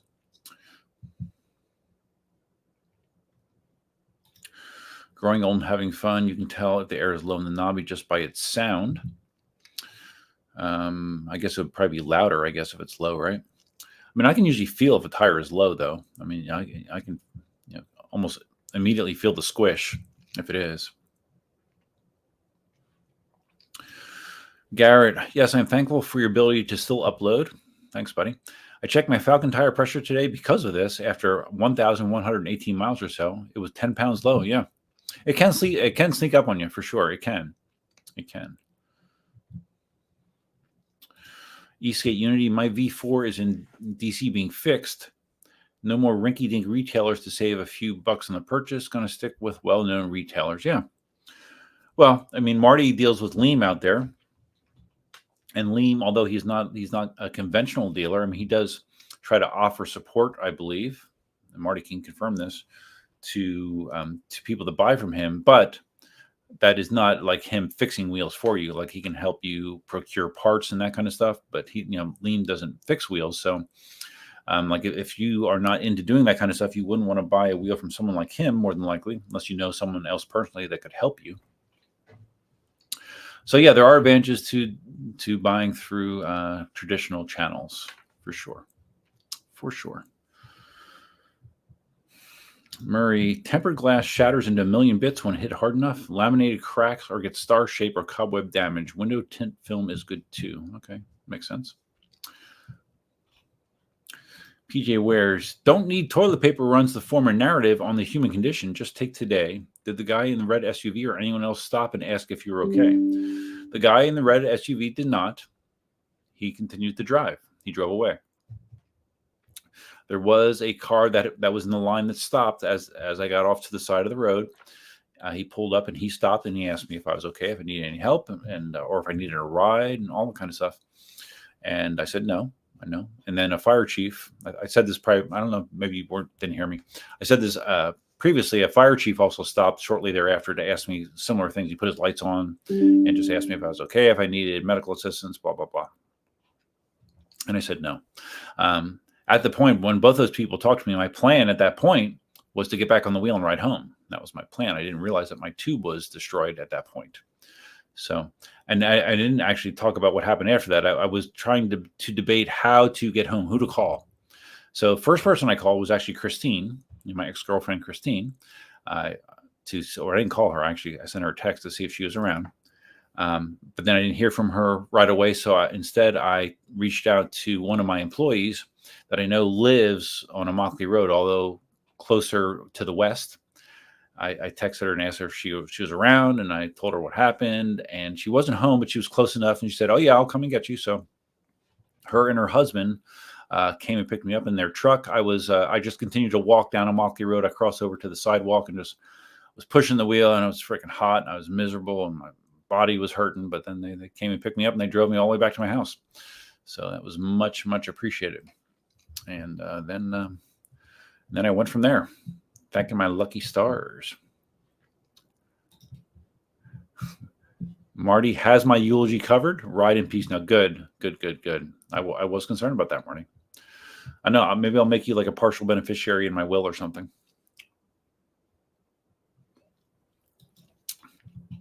Cat didn't send it. Duff's eulogy AI recap. Yeah. I wouldn't be surprised if he used AI. George, add a new shirt to your store. Blood makes the streets grow. Yeah, I could, I guess. Yeah. Murray, did you make the news? Any dash cam footage turn up? If it did, I don't know about it. I don't typically watch the local news, so I wouldn't even know unless someone told me. So, but lots of people are running dash cams nowadays. So yeah, maybe someone caught it. I don't know. That picture is wild. Oh, me beside the truck. Yeah, it is. It looks like there's no room. It looks like there's no room there. No room. But he did not hit me. George, hop off the tire before every ride. Yeah, no, that is going to be a change for sure. That is going to be that will be a permanent positive change. That there will be no more squeeze test. This feels pretty good. Kind of situation. I will make a point to verify PSI. Takes 15 seconds. So Marty says, every other ride I check my tire pressure. I don't trust the squeeze test. All right, well, good, Marty. Well, then I'm gonna once again, Marty. I'm going to emulate you. I've done it so many times in my life. Got the longer hair going on. I buy a lot of the stuff that you buy. I try to emulate you whenever possible. So I will try to emulate you in that regard as well. And I think it'll be better for me in the big picture. And Marty agrees that 30 PSI seems good, in your opinion. But I guess it just depends who you ask, right? Depends who you ask. Murray says, I guess with one of the advantages to a tubed design is a tube will stay inflated with a cracked or dented rim. Yeah, but if you crack or dent a rim, you're probably not going to be going anywhere anyways, right? I would imagine. Simon checks his tire pressure about every fortnight. I'll be doing it more often. Marty, if you can't take apart your wheel and rebuild it, don't buy from a discount seller. I would agree with that statement. Personally, I trust my skills in working on my wheel than a non-named employee who's working for $15 an hour. Is that all they get paid? Is this insider information, Marty? If that's true, that's not enough. They should get paid more. Did I bleed on their seats? No, because I left my gear on. I left my elbow guard on, and I made sure it was like resting on my ripped up shorts, so I did not bleed on their seats. I did actually think about that, and I was conscious of that. I did not want to leave blood on their seats. That would be very rude, I think. PJ, yes, a few people stopped and offered to help. Yeah. I didn't pay attention to how many people were, instead of offering to help, they were like this as they drove by, probably a lot of them, but I sort of turned off my awareness to everything around me at that point. I didn't care. So Russell, I check pressure before every ride because when I bang hard, the tubeless will lose a few pounds with hard hits. I guess like a tire fart. Yeah, true. But that's not my typical riding style. Like I'm not hopping curbs or hitting steps on a regular basis. So, but yeah, no, I understand why that would happen potentially. Marty, leave me your wheels. Why? Every wheel I have, you don't want it anyways, right? You don't want a patent. You don't want a V13. You don't want a Inmotion V8S or an M103. You already have like 10 of those. What else do I have? Sherman S is going to be leaving probably within 2 weeks. That's going to be sold. So I don't really have wheels that you would want, Marty. I mean, if you want them, I'll give them to you. It's fine. I think I might have offered them to Dawn as well. So I don't know, Marty. I mean, you might have to fight her for them or arm wrestle her or something. Leo, have you given thought to use solid speed bike tires? No, I am aware of those. My understanding is riding on those is extremely rough.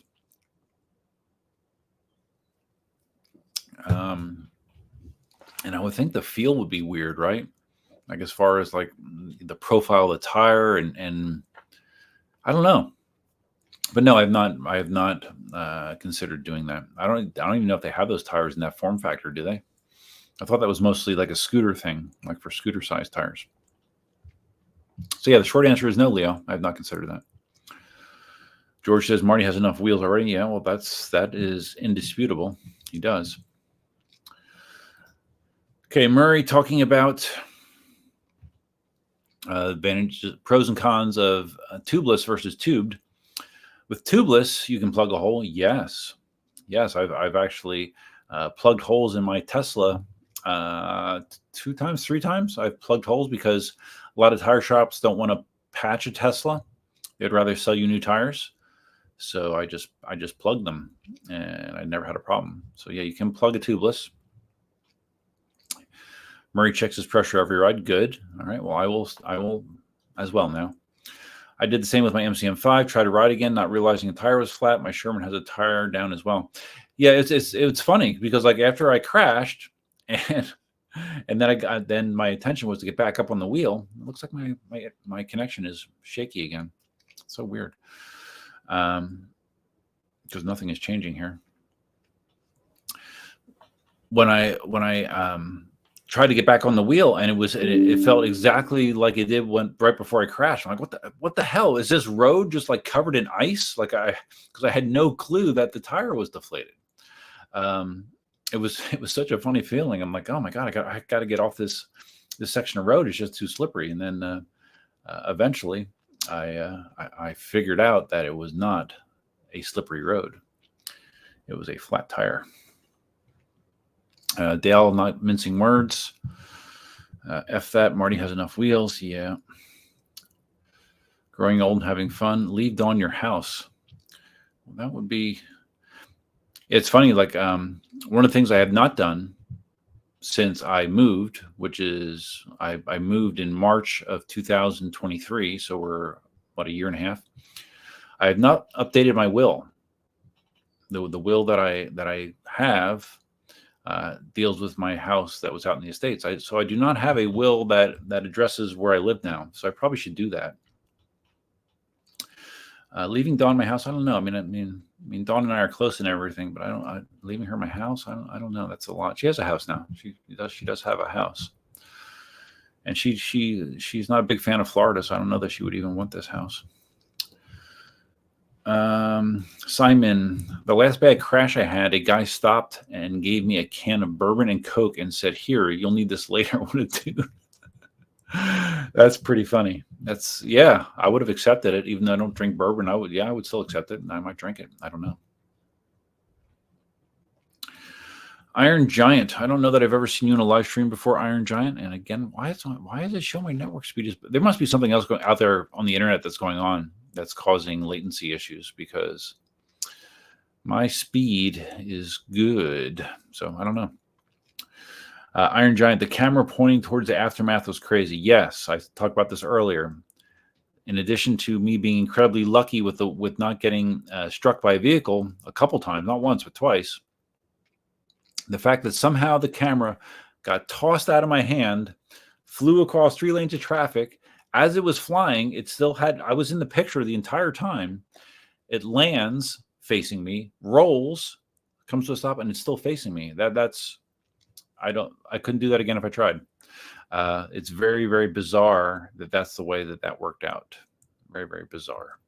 Some people said, hey, it's another sign. It's another sign for you to get the word out, so you can increase awareness, so people are more cognizant and aware of the potential for this kind of thing to happen. So maybe, I don't know.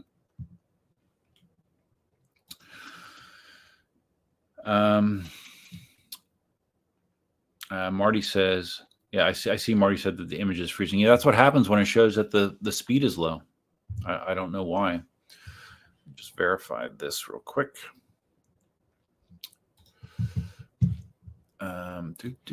Connected.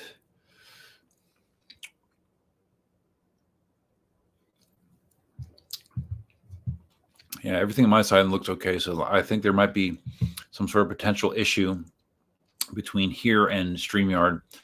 That being said, I know that the video, I guess when this pops up, the video freezes, but I guess the audio continues. So just close your eyes and enjoy the sounds of my voice, Marty, if that's the case.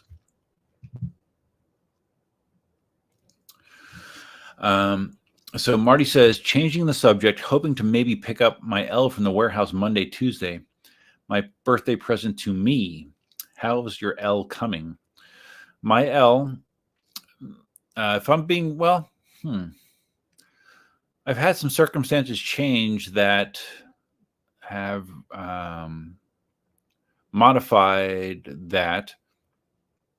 And I did mention, I told you this, Marty. I think I mentioned it when I was out there in California at the dinner, that I have a guy that George Bourbon, who he was in the last live stream. He is going to buy my Sherman S. He sent me a deposit check. We're doing this old school. He's sending me checks. We're not doing PayPal. Sending me checks. And then when I get the balance, I'm going to send him the Sherman S. And that should hopefully happen within 2 weeks. So once I sell that could be money that I could allocate to the L.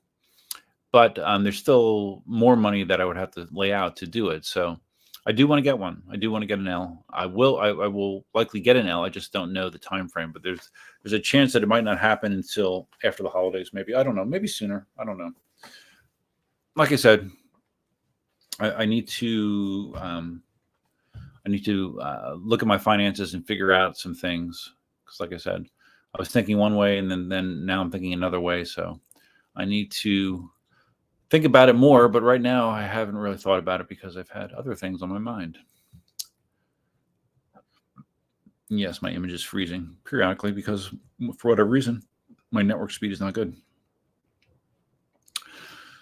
George says, it's freezing because we are talking to an AI version of Duff. He's really at the bar right now.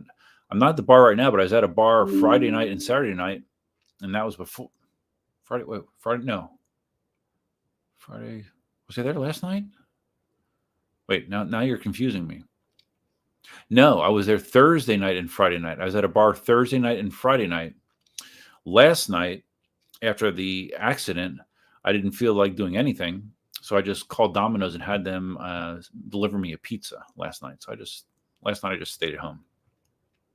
But Thursday night and Friday night, I did go out for dinner and alcohol. Yes, but that was prior to everything happening. Murray says, tube good. Just check for burrs around the inner stem hole and keep eye on pressure. I have a Ryobi pistol type compressor I recommend. Yeah, well, that's what I'm going to do. When I take it apart, I'm going to examine that hole very, very closely. Dan, I hope to get a second run Sherman L in the spring. I have 2 friends that have the links, and they couldn't be happier. Yeah, I mean, I'm fine getting a second run Sherman L. I don't care. I mean, usually the second run, they fix a few problems. Marty, holding off in the seat. Well, Marty, you told me that my timeline expired for the seat. So I lost hope for getting a official Marty Backey seat. But yeah, no, I will. As soon as I know, as soon as I order one, I will let you know. Of course, I will. And then you can decide at that time if you feel like making a seat or not. If you don't, I'll live. Larry's here, channel member, personal friend, Larry Zarkoff, on-air promo, channel member. You just saw this. Yeah, I don't know why. Certain people don't get, and consistently with you don't get notifications. But a lot of people do get the notifications pretty quick. So Larry, if you just popped in, click that like button, just like it says in the pinned message. Click the like button to increase visibility.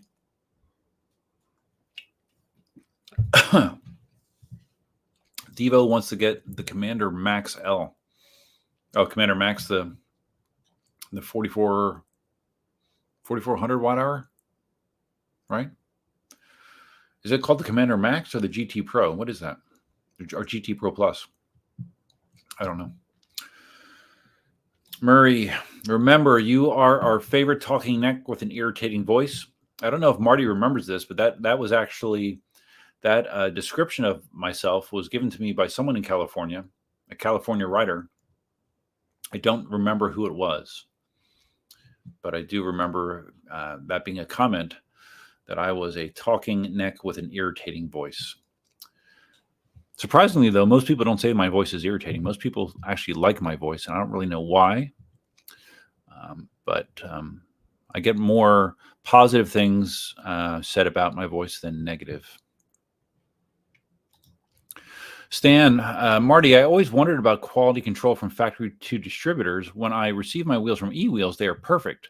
But I notice you receive faulty wheels. Okay, well, Marty does get some wheels direct from the distributors or the dealer, or not the dealers, but the companies sometimes. So, yeah, I don't know.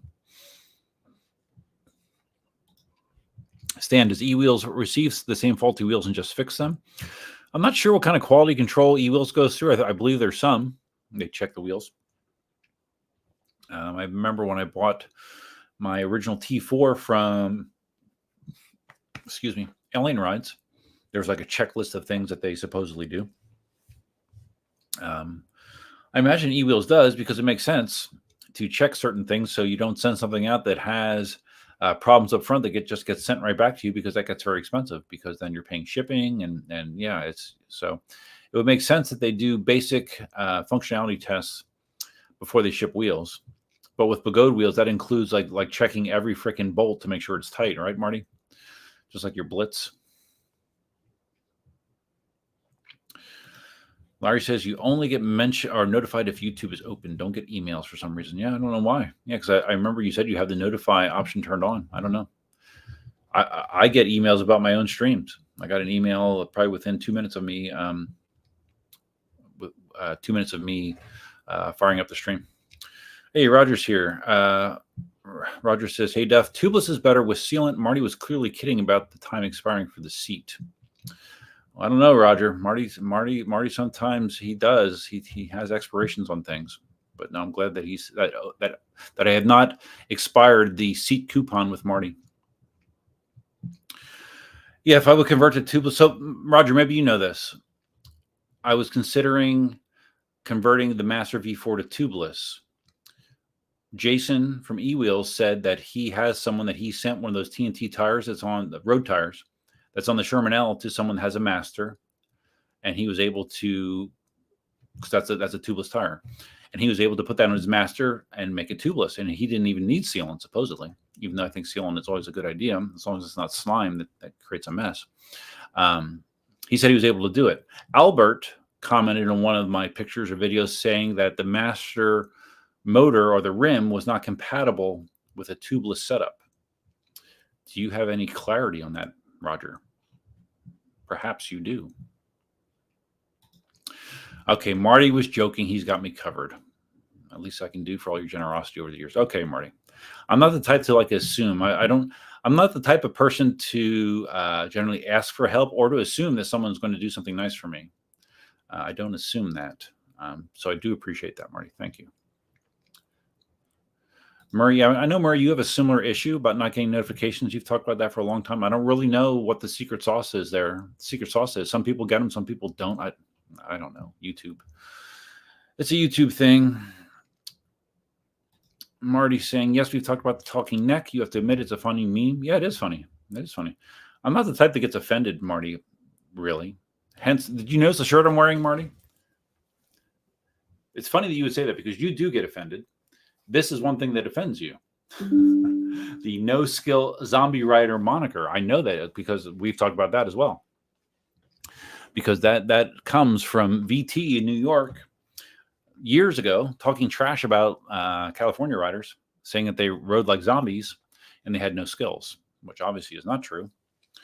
I would say that I would think California riders in many ways have higher skill levels than the vast majority of New York City riders at this point.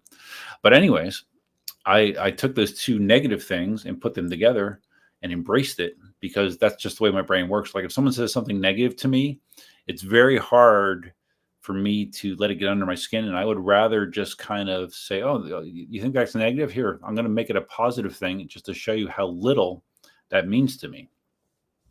So that's where that came from. And I know that you did not feel the same way. You did not like that. You got annoyed by that. Like if I sent you a no skill zombie rider shirt, you'd probably throw it in the trash, right? Probably. Iron Giant, do you still have an EX30 or is that a loaner from eWheels? Yes, that was the demo wheel I got from eWheels.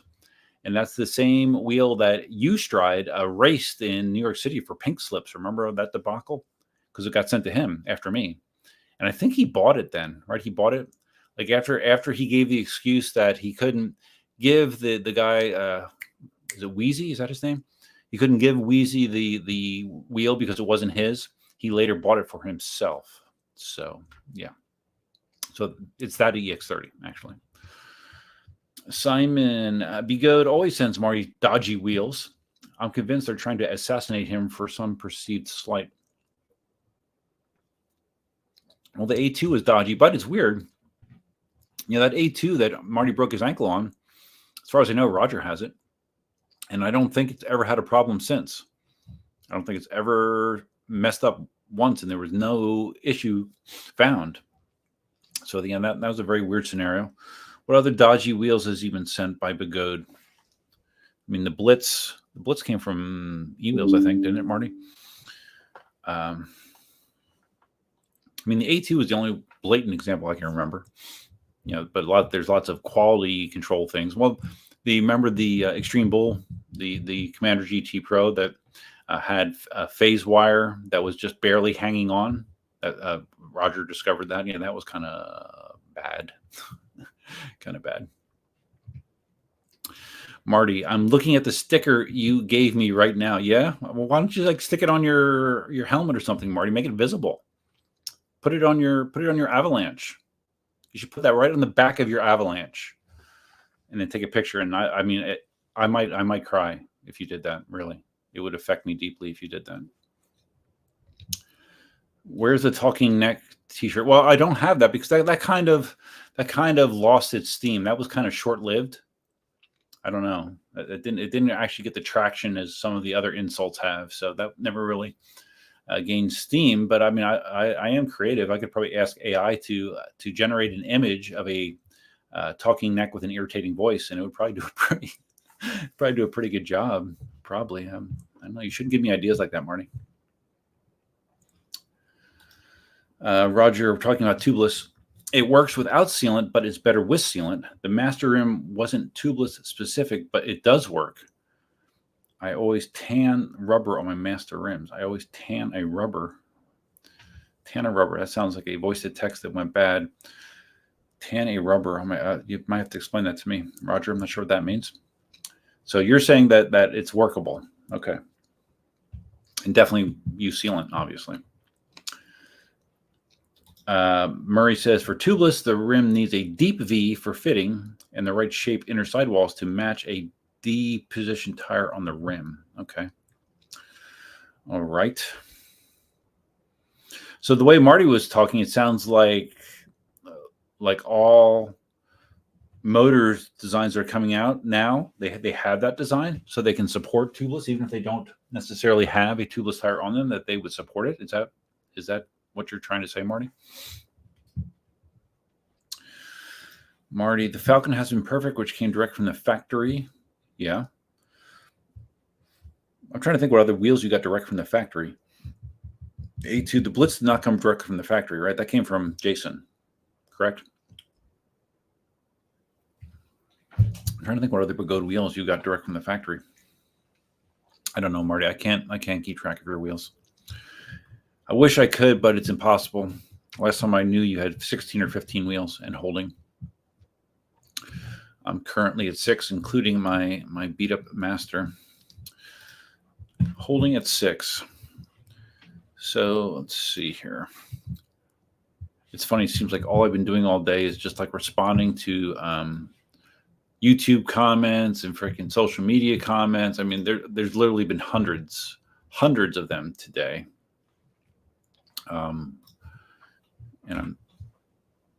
And I'm looking at notifications about more of them. Wow.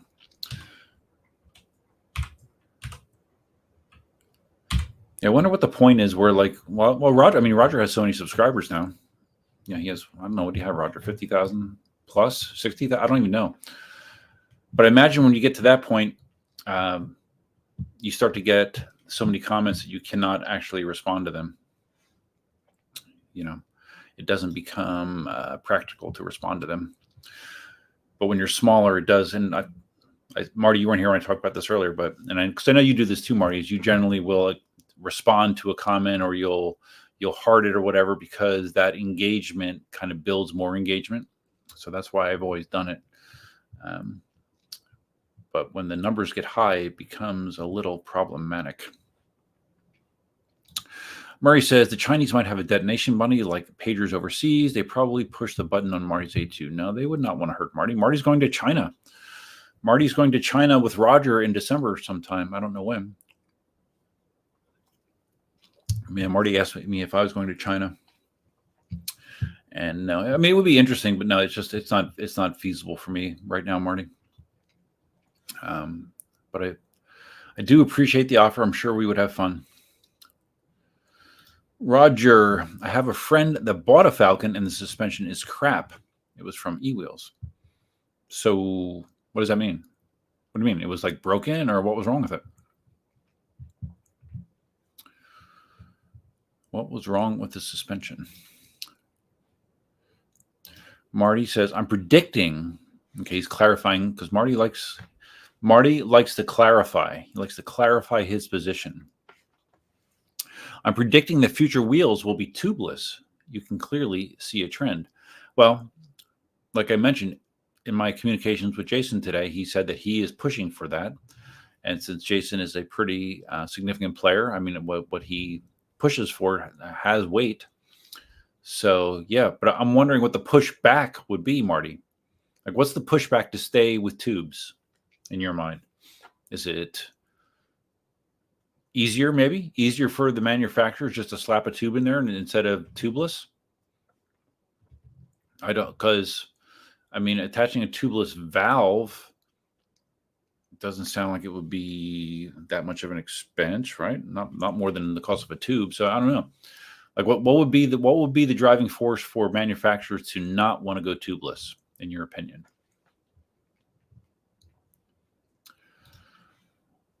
Marty, what, Roger? I guess that's in regards to Roger's comment about the Falcon, maybe. Russell, future tires will be airless like the new basketball's 3D printed tires. I'm sure a lot of you guys have seen those tires that don't look like conventional tires. They almost look like blades. They don't have air in them. I've seen them for car-sized tires. Some people said that they've seen them with wheelbarrows as well. I don't know. Maybe Russell. I don't know. I would think the feel would be a little weird with something like that, especially on an electric unicycle. Stan, Duff, do you have more EUC buds in Florida or California? Florida, but it's close. It's close. Yeah. It's pretty darn close, which is surprising, right? Iron Giant, you went viral with the crash video, and shout out to Roger, aka the algorithm. Who went viral? I did? I don't know. Am I viral? No, I don't think it's viral. Not like Rogers. I think Rogers was Roger. I think it was a Google, or not a, what am I saying? A YouTube short, right? A YouTube short that blew up, I think. I don't know. Not that it matters. I'm just checking to see what that video was at. I was looking at it yesterday as it was going up, or this morning actually, it was going up. The video I posted today that has the crash, the full video, is up to almost 3,000 views. So yeah, that's way ahead of where I normally am at this point in time, but it's nowhere close to viral. Nowhere close, but good. Garrett talking about his Falcon. The suspension was a little bit clunky in my Falcon once, but it seems to have resolved itself. That's kind of nice, right? I love problems that fix themselves. The screws on top to switch it, I gave up. I probably don't need a heavier spring, though. I am 175. Yeah, I rode the one out in California, and whatever spring was in it, which I think is the lower weight spring. I don't know. Well, Marty would know. I don't know. It was fine. It was fine for me. I mean, the suspension on the Falcon is a weird thing to me because the travel is very small, but it still doesn't feel like it bottoms out. So it does give you the sense of a viable suspension with very small range of motion. So it is weird how it works. But I haven't heard of people complaining about the suspension on the Falcon. Like just didn't work. I did not hear that from anybody, actually. Marty, you're going to China right before Christmas, Marty? What? Aren't you? You don't want to celebrate Christmas with Lupe? Lupe, is it pronounced Lupe or Lupe? Lupe. I don't know. Lupe, I think is the way you say it. Right before Christmas, really, Marty? Well, how long are you going? How long is this trip? I'm curious. I don't know. Yeah, maybe, I don't know. Maybe I could use Christmas funds. Like I said, my focus has been like on a carousel this year. So I don't know. I'm just curious. How long are you going? And is it just you and Roger, or have you recruited more people for this? Iron Giant, back and forth with Marty is hilarious. Yes, I know people always love Marty in my interactions, and I see that again. It's reporting that the network speed is slow. Yeah, I don't know what's going out there on the internet, but it seems to be unstable. And when that happens, it seems like the video freezes, but you still hear me okay. So that's okay, I guess. Anyone that has not done so yet, please take a second to hit the like button if you don't mind. That will help visibility of the stream and the replayability of the stream as well. Simon Bigode invited Dale to China once to eat shit. Yeah. I don't think that was a sincere invitation, but I do remember that invitation, Simon. Marty, M10s are tubeless. Yes, I am aware of that, Marty. Remember, I just fixed mine. Falcon tubeless. Lynx. Are all Lynxes tubeless? Or the newest Lynxes? Were batch 1 Lynxes tubeless, Marty? I didn't think they were. I just could have bad memory. It's possible. Maybe I had a concussion yesterday and I don't realize it. The L, tubeless, yes. Blitz, tubeless, yes. ET Max, tubeless, right? I think you could get it both ways, right? The ET Max, I think. All right, so Marty is saying reworking the rims is probably a cost they'd rather not pay. Yeah, but you would think with new designs, I mean, with a new motor designs, why not do that?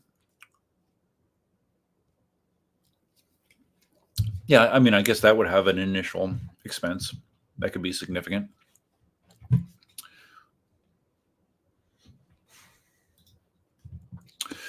Marty says, Roger's man, I wish I had the voice changer active. Roger's video had the element of humor, which yours doesn't. That's true, but mine has the element of death. Mine has the element of, oh my God, this guy almost died. So different strokes for different folks, Marty. Yeah, no, that's true. There is no humor in there. That is a true statement. Once again, Marty, you are just like one big human truth bomb, Marty. That's what you are. You're a truth bomb. You're just dropping truth bombs everywhere. Maybe next time I'll have a one-liner if it happens again. Yeah. But at the time, I wasn't feeling very funny. Was not feeling very funny at all. Russell, you don't have to leak test a tubed tire in manufacturing. Sidewalls are definitely built differently. Bead isn't the same. I can run my tubeless down to nearly flat, no issues. Okay. Well, don't. Okay, Russell. So you don't think that they leak test a tubed tire? I get it. I mean, it's probably more of a pain in the ass for them to put a tube tire on one, because you have to make sure it is airtight. So I don't know. According to Marty, it's going to change. And if Marty says it, I wouldn't bet against Marty because he has the inside scoop on things. Marty says, the Falcon I rode had the lighter spring. Yeah, I thought so. My riding weight is about 200 pounds. Works great. 200 pounds? What do you mean your riding weight is 200 pounds? Since when? If you're fully geared, but I mean, and like with a backpack and stuff, you don't ride a Falcon like that, do you? So I thought you weighed less than me. Although I have lost weight, Marty. I have to report I have lost weight. I lost about 5 pounds. I'm trying to gain it back by just being a glutton lately. But I have lost weight. Did you see the picture, Marty? Wait, do I have that? The picture. Let's see. Okay, never mind. I don't have it readily available. I have a picture I took. It's on my other social media of like me with, you can see this and you can see the scrapes here and the scrapes here. I didn't know if you looked at that, Marty, if you could tell that I lost weight or not, because your opinion matters to me. Murray says tube rims can be weaker, cheaper alloy. Many EUC end up with dinged rim and rider didn't realize till later. Tubeless, each ding could potentially have been a flat at speed. I would always choose tube. Okay. Interesting point. About the China trip, Marty says, the date isn't my choice, but it's a once-in-a-lifetime trip, so I'm going for this. I think 10 days. 30 slots? So who's organizing this? You? Many more. Oh, okay. So this is like a whole thing. Wow. 10 days. Yeah, I don't know. What's the cost? What's the approximate cost just for the travel arrangements, Marty? Do you know? I'm sure it's not free. Are you picking up the cost, Marty? I mean, I know you're generous and everything, but I mean, that's a lot of money. Garrett, what is travel insurance like to ride EUC in China? I don't know. Probably, I don't know. Travel insurance to like to ride EUC in China. Travel insurance, what, for the flight to get over there? I don't know. Yeah, I mean, travel insurance is optional, right? Murray asking about Elsa, who's laying behind me on her dog bed. How did Elsa handle the storm? Poorly. But she handles just normal rain events poorly, meaning she hides. She just hides. And her new thing is, like, she will sometimes hide in the bathroom, the guest bathroom right here. She'll sometimes hide in the master closet. But now her new thing is to hide in my shower, in the master shower, which is a little annoying because sometimes she's there when I want to take a shower. So yeah, she did a lot of hiding. Lots of hiding, but she's fine. So Dale confirmed, because Dale, you have a batch 1 link, so I guess you would know. The batch 1 link is a tubeless rim, but comes with a tube tire. Okay, thank you. Marty, that ET Max has a tube. First batch L's had a tube, but now they don't. Your brain is still functioning. Okay, all right. Well, it's good that I can still think a little bit. A short of your crash would go viral for sure. There is a short. I did do a short. It's how long is it? But it actually, that has very few views. It did not get promoted by YouTube hardly at all for whatever reason. The short is, how long is that? It only had 155 views, and it's like, it's not long at all. It's, yeah, I'll show you the short. Sharing at the stage. Okay, here's the short. All right, let's just review. Well, you almost saw me die. True statement. 36 GPS, so I am definitely not limiting my speed. Which affects range?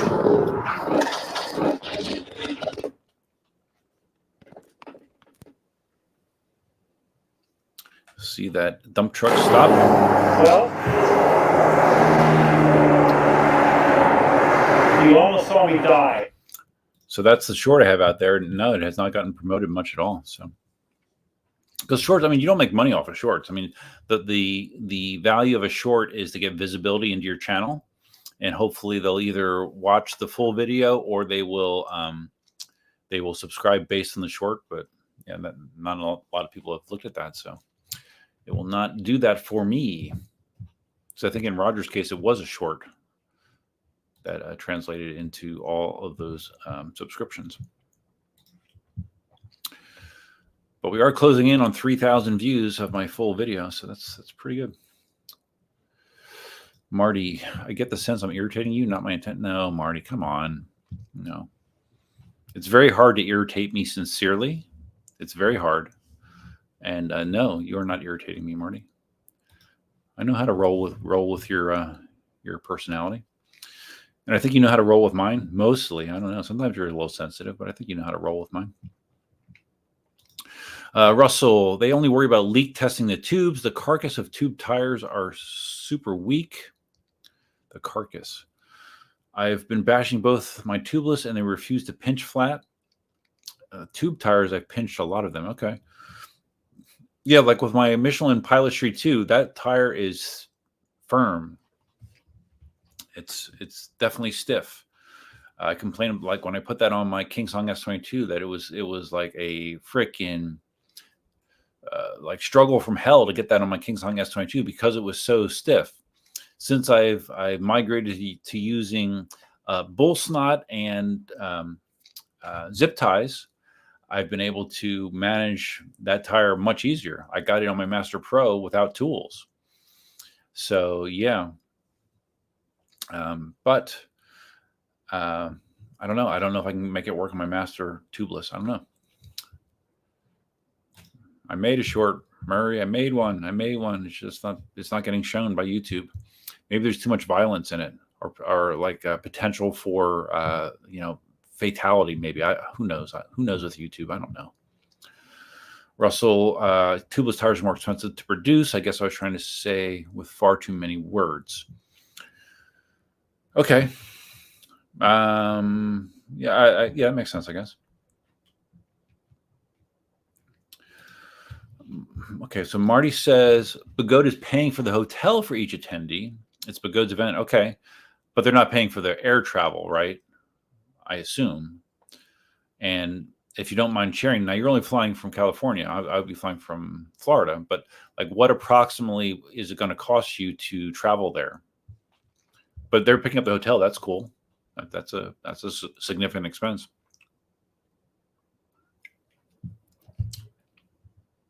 Yeah, before Marty was a hard no. Now that no is less hard. It's a semi-rigid no. Now it's not a hard no. So yeah, tell me more. Stan, has the price of the KingSong F22 and Extreme Bull Griffin been announced? If it has, I have not heard it. Maybe Marty has heard. If Roger's still here, maybe he has heard. I don't know. Russell, with tubes, the cost of manufacture is split between the tires and the tubes, so the tires and tube makers both try to cheap out. That sounds like a less than ideal situation for the consumer, right, Russell? Marty, it's impossible to predict what goes viral. It's a fool's errand to try and make something go viral. That's true. Yeah, you can't chase it. You definitely cannot chase it. You cannot chase it. You just don't know. You do not know. I am watching my counter on that video, though. I'm just about ready to cross. I'm almost at 2,900. So it is way ahead. I said this earlier. It's way ahead of normal for me. That's fine. Russell, and the wheel rings also need to be airtight. Where the tube tires, they only have to make sure the tire stays attached at pressure. Okay. Marty, you absolutely make money from. Well, they're monetized. Ask Roger how much money he has made from that. All right, Roger, if you're here, how much money have you made from your shorts? Because even shorts that how many views did he have though, Marty? Shorts even shorts, I have shorts that have several thousand views, like 5,000 or something like that. Let me look at one that has a decent amount of views. Let me look at my most viewed short. 6,000, no, 8, okay.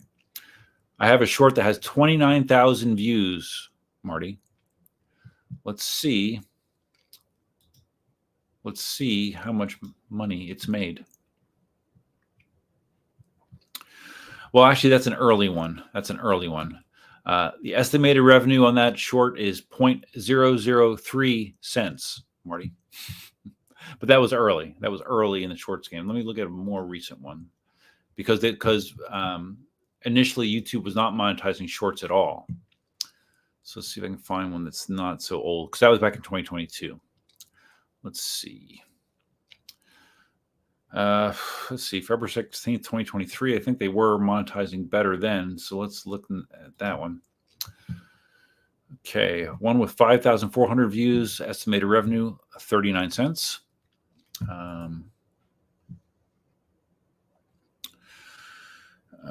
Let's see. Okay, here's one from 2024. So this would definitely be in the monetization period for sure. The full monetization period for shorts. It's only 4,500 views, but you can kind of multiply it out. This one says that it made 89 cents. So let's multiply that times 100. Let's say that had 45,000 views. No, wait, what am I saying? 100 would be 450,000 views, right? So multiply 89 cents times 100, that's $100, you know? So I don't know. I'm curious. I would love to see the analytics on that video, how that worked out. Maybe when you get to higher numbers, the payout's better. But from everything I've seen, shorts just pay pennies, at least in my experience. I mean, you have shorts, Marty. Do you have any that made you any significant money? I'd be surprised if you did. What is the title of the short? The title is called "This Was Almost My Last Day," with hashtag EUC Army, hashtag crash. That is the title of the short. Garrett, the tube on your Master, was it the original? Yes. I changed the tire, but I used the original tube that came with the wheel. Marty is budgeting $4K for travel. It can be done cheaper, but I'm at an age and place in life where I want to travel in comfort. Yes, Marty. Well, I mean, 4K for everything, including air travel and spending money there. I mean, if that's the case, that would be interesting. I mean, that's for 10 days. That's not horrible. My hair. Look at my long hair, Marty. Look what you're doing to me, man. You're turning me into a freak. Devo, I wonder if China has P.F. Chang's or Panda Express. I don't know. Maybe. Probably not, though.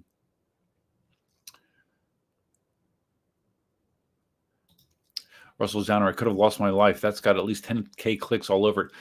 I don't know. You have to be careful. Like when you, with YouTube, if you post things that deal with death, YouTube doesn't necessarily like it. So I was intentionally careful with how I titled things because of that. YouTube gets a little weird about that kind of stuff. Doesn't Roger have over 50 million views on that short? Well, yeah, if he does, then yeah, then he would make a lot of money. Ask Roger in private. I'm sure he wouldn't want to publicize it. Yeah, true. Yeah, no. Yeah, if he has 50 million, yeah, sure. I didn't realize that the number was that high. If he had 50 million on a full video, yeah, that would be really good. But on a short, yeah, that's good. Russell, YouTube was making money in shorts. They just weren't giving creators any of it yet. Yes, that's true. YouTube has a way of doing that.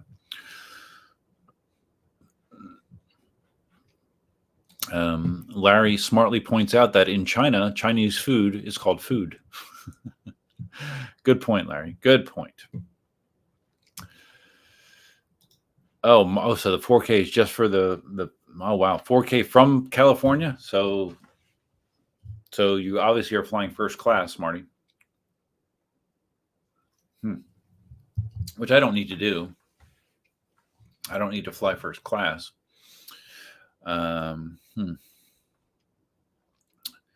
So, and then plus whatever incidentals you come up with there. Yeah, I don't know. Again, I have like one of the things I don't know if I ever talk about this or not, but like I live on a budget. It's funny. I'm very tech oriented. You know, I've been in the computer business forever. I like to keep on the edge of tech and everything. But when it comes to handling my money and budgeting, I'm kind of old fashioned that way. I actually have a literal budget book where I break down. There's Elsa, where I break down I have different categories of spending. And when I deposit money into my account, it gets allocated proportionally to these categories. And that's how I just kind of keep my I don't know, I kind of keep my mind organized financially on what's going on. It's very old fashioned. A lot of people don't bother with any of that kind of stuff. They just get their bank statements or their credit card statements and say, yeah, it looks good. But like when I get my credit card statement, I'll reconcile it. I'll go through and just check all the entries and all that kind of stuff. But the point is in my budgeting system, one of the categories I have is for Christmas. Now I used to be in a relationship. I always was real big in Christmas. Now that I've been single, Christmas, I was with somebody last Christmas, so I spent a lot of that money on that person. That's a whole story in itself. I could do a live stream on that situation all by itself, but I allocate that money. So I have several $1,000s that's in there that I could allocate on myself to do something along those lines. But I don't know. I have to think about it more, Marty. I don't know if there's a timeline that you would have to know, or I don't know. So would be interesting. Definitely would be interesting. Russell, every time I go to another country, I eat all the street food I can, but I expect that to go terribly wrong at some point. Yeah, there could be some GI consequences with that, I would imagine. But Russell encourages everyone to do the same, especially if you're only going to get to go once. Yeah, I haven't done a lot of international travel. I've gone to Ireland. Not gone to some islands in the Caribbean. I've gone to Canada. Does that count? Mexico? But yeah, no, I get it, Russell. George says a flight to Hong Kong is about $600 to $800. I'm wintering in. You're wintering in Vietnam, bringing your unicycles. Really? How are your unicycles getting there, George? You're just going to ship them across? Wintering in Vietnam, really? Well, that's cool. If you can swing that, that's cool. Sure. Marty says first class would be more like $20K to China. What? Oof. $20K. Holy shit. So you're in premium economy. So what's premium economy get you? Yeah, I've had a lot of trips to California in the last year, so I do have some experience with the games that airlines play. With me being tall, a conventional seat that you know, if you don't want to pay extra for premium leg room, which is like 6 inches more leg room, your reward for that is especially at my height, is to be pinned in the seat. And it's just a matter of how much patience and how much you can tolerate. I am pretty good at tolerating things, so some flights I would pay extra for the leg room. Some I would say F it, and I wouldn't. So premium economy. I'm curious what that gets you, Marty, because it's still economy, but it's premium. So, Marty, I do what you do, balance everything to the penny. Cool. Well, yeah, with you, I would expect that, because you're an engineer. The way you document stuff, stuff you used to document with the wheels and all that kind of stuff. With you, I'd expect it. Me, I'm not so much that way. Typically, in other areas, I guess. But with this, I am. And it's funny, like the system I use is actually something that was taught to me by my first wife's mother, my first mother-in-law. She is the one that introduced me to this. And she introduced this to me because my first wife and I used to have a lot of disagreements about money. And this was a way to organize things. And I think it definitely benefits you to take an organized approach to your money, as opposed to just spending and not really thinking about hey, can I afford this, or is it just going to impact me, or do I have room that I can indulge myself in this way without causing a problem? And budgeting categories of spending is a way to do that. So now this is not a live stream that typically provides financial advice, because I don't think I'm qualified to do so. But that's just what I do. Marty, once in a lifetime experience. Think of the fun times. No, I am thinking about it, Marty. I am now actually thinking about it. Whereas before, it was, like I said, it was a hard no. It was a no. I'm not going to do that. Now I'm like, maybe. I don't know. Marty. I'll think about it. My life has been a little tumultuous. That's a good word to describe it. Tumultuous, a little bit. And I don't know. It might be fun. Might be fun if I can swing it. I mean, between now and then, I have 3 months. Yeah, 3 months basically. So I might be able to right the ship and figure out a way to make it work. Quick notice, please click the like button if you have not, if you just dropped in. The stream will be shutting down pretty soon. I do have to go to work tomorrow. Although my first thing tomorrow morning is I have a dermatology appointment. I go to the dermatologist every 6 months, even though I usually keep postponing those appointments because I don't really like going to them. But I have to go because I've had skin cancer repeatedly. I go to get a checkup every 6 months. But tomorrow I'll be going with these battle wounds, so that should be an interesting conversation. See what he says about those. So, but I have to do that first, and then I go to work after that. Duff, you may have, Larry says, Duff, you may have air miles you can allocate to China. Yeah, I might. Yeah, I have been accumulating some of those. But not nearly enough to go to China. That's for sure. That is for sure, Larry. 14-hour flight from California, Marty. So just imagine from Florida. Most of my flights, Florida to California, are like I've never, have I flown? Yeah, I have flown direct to California, I think, when I went with my ex-girlfriend. But even flying direct, it was like between 5 and 6 hours. I mean, it's a haul. Marty, remember, I retired at 59, 5-year anniversary now. That doesn't happen if you're careless with money. True. Yeah. True, Marty. Yeah. No, I have no doubt that you were very meticulous with your money and continue to be so, despite having 15 or 16 wheels. That's good. That's another characteristic of you that is worthy of emulation, in my opinion. Because God knows a lot of people do not pay attention to money and are not smart with their money. And they just spend now, they YOLO it. Hey, can't spend it when you're dead. Well, you can't spend it when you don't have it either. So, immediate gratification kind of mindset, Marty, can really hurt you if you apply that to your day in and day out spending. Which I've been guilty of from now and then. I mean, multiple times I've talked about just like I have issues with impulse spending. Like an idea will get in my head, and I'm just like, I'm gonna do it. I've been reining that in. I've been reining that in the last 6 months or so. But it is something that I have fallen prey to in the past.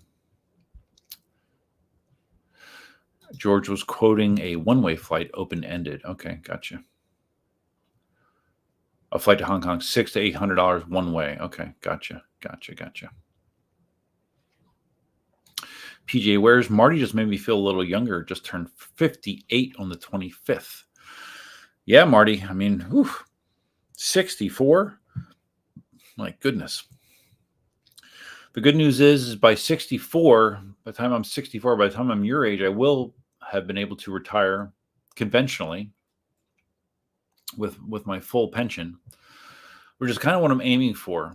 I'm kind of aiming to get there to full retirement and then make a decision from there. Some people assume that because I'm in Florida now that I want to stay in Florida forever. That's not necessarily true. It's not necessarily true. There are advantages to being in Florida. There's financial advantages to being in Florida. The cost of living in Florida, all things considered, is less than places like California, for sure. Although there are lots of expensive aspects of living in Florida, like property insurance, car insurance. That stuff is kind of prohibitive because of the weather and well, I think it's probably high everywhere. I'm sure car insurance is very high in California as well. But anyways, my point is that I'm not married to staying in Florida once I retire. I don't know what my situation will be then. And once I get there, I will worry about it. But right now, I'm not that worried about it. Marty, you do buy a lot of cars. Yeah, well, that's true. I mean, I'm on my fourth Tesla. I've just kind of rolled one into the other. And those are not inexpensive cars. I mean, that's another good example. I mean, you have your Chevy Avalanche. Isn't it like a 2000 or something like that? I know it's an old one. Well, Avalanches haven't been made in forever. So yeah, like you hold on to certain things. You're not the type that needs the latest and greatest in that regard. The only time you need the latest and greatest is in wheels. it seems. And camera equipment, you like to buy camera equipment and gear. But with big ticket items like a car, you do not spend frivolously in that regard. And your house, I mean, you have an old house. It's a nice house. I like your house, but it's an old house. It doesn't have, lots of big, expensive new things in there, right? So it's all about balance, Marty. It's all about priorities and what was a priority to you when it comes to spending. PJ Wares, moved to Detroit so I can borrow your wheels. Well, I have to be honest, PJ Wares, that Detroit is not on the list of possibilities when I retire of where I would move to. It is not. I would consider moving west. My dad used to live in New Mexico for a period of time. That was nice. My sister lived in Arizona. Nice, but really hot, really hot. But it would be nice to move to a place that has nice weather without such a humidity penalty, because that is a stiff penalty. I am adjusted to it. Obviously, after 24 years, I'm adjusted to it, but it still is not a great time. As long as wherever I go has lots of pickleball available, I would probably be able to adapt. Does home insurance cover hurricanes? Yes, and well, yes, it does. But hurricane damage is split out into its own thing. Like the hurricane deductible is separate from the rest of your homeowner's insurance policy. Like I think on a lot of policies is like the deductible for hurricane damage is like 5% of the value of the property. So it's very high. And then the rest of stuff is more conventional, whatever your deductible is. So yeah, it does. But certain things do not fall under property insurance, and you have to have it covered under flood insurance. Like a lot of places, including my own, I have to have property owners insurance and flood insurance. I have to have both. It's required because per FEMA, I'm in a flood zone, a potential flood zone. So I have to have that. And certain things are not covered under property tax insurance, only covered under flood insurance. So yeah, insurance costs can be ridiculous.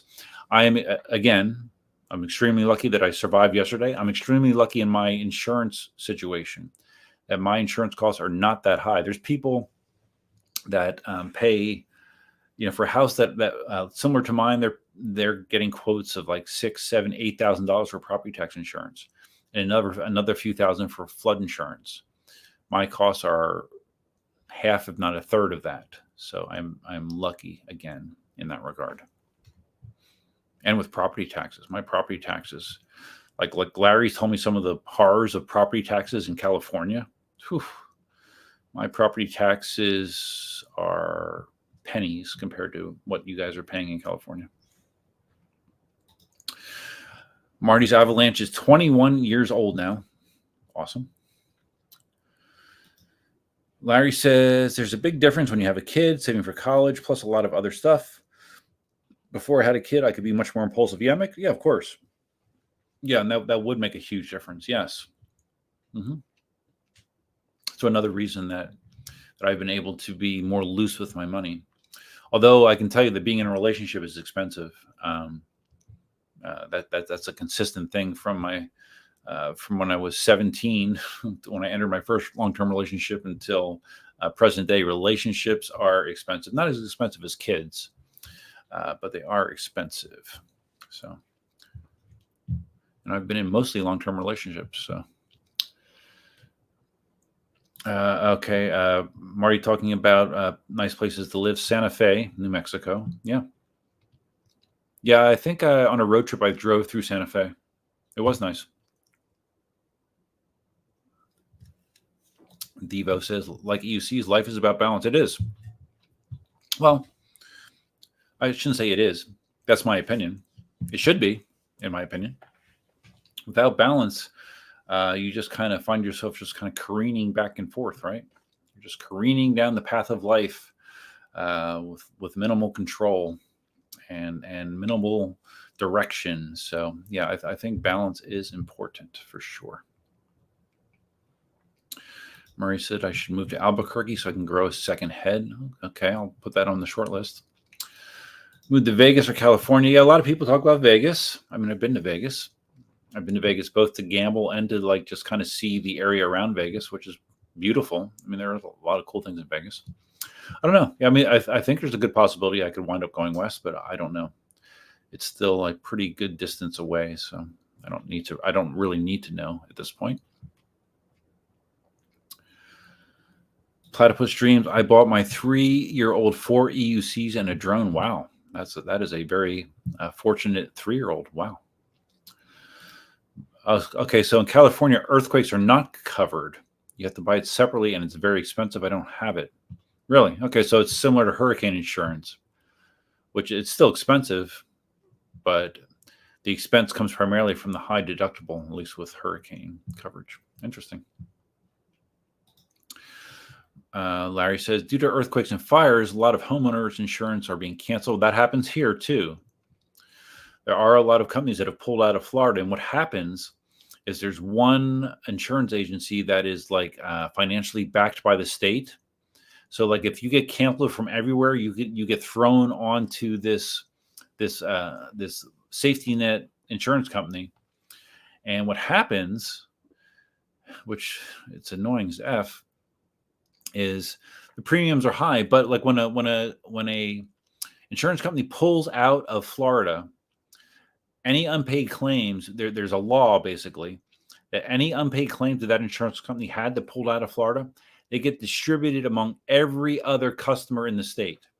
Like everybody picks up a portion of that tab for any unpaid claims. So, I mean, I get it, but it is annoying. You know, these insurance companies, they make money despite the amount of claims that they pay out. They make a lot of money, and they just basically can just wash their hands of it, leave the state, and then it's not their problem anymore. And all the other people in the state basically pick up their bill. That annoys me. Definitely annoys me. George, San Francisco weather's awesome. Sold my Jersey home when 100-year flood started, occurring every 5 years. So yeah, Northern California. Well, it gets kind of cold though, right? I don't know. San Francisco is a place I'd never been actually, so I don't know. Maybe. Larry, most of the time when you have a kid, you have relationship costs too. True. Yeah, it's like a double whammy, right? Double whammy. Oof. PJ says you couldn't pay me to move to California. Well, at this point, I've been to California quite a bit, and the things that appeal to me about California, the traffic sucks, man, freaking sucks. The congestion on the roads, it sucks, but it's beautiful at the same time because there's such a diversity that you can go like 30, 40 miles, and you go from the beach to the mountains to the desert. That is cool to me. I do like that part of California. Do I like it enough to live there? I don't know. I always reassess situations as situations change. So I don't know. Yashaj TV, reference to your crash. In the video, the tube does look underinflated from the start of the video. The tire cup seems fully pressed. Tubes do lose air over time, sometimes within 48 hours of not riding. Maybe. Like I said, the time prior to the ride yesterday, it was checked and it was I think it was 29 psi. So it was right there. Maybe, but I did not feel any like if it was losing air consistently, I would have felt that as I was riding, and I did not. So I don't know.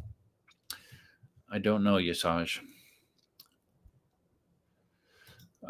Marty says, sounds like hurricane insurance is cheaper though. Yeah, I guess. I don't know. You didn't give me a number like what earthquake insurance costs. Greenmaster Mike, I'm back. Have you talked about these new 200-volt wheels? I haven't talked about them because I don't know anything about them other than Wheel Good Time mentioning them. I don't think I even watched his video. He puts out a lot of videos, and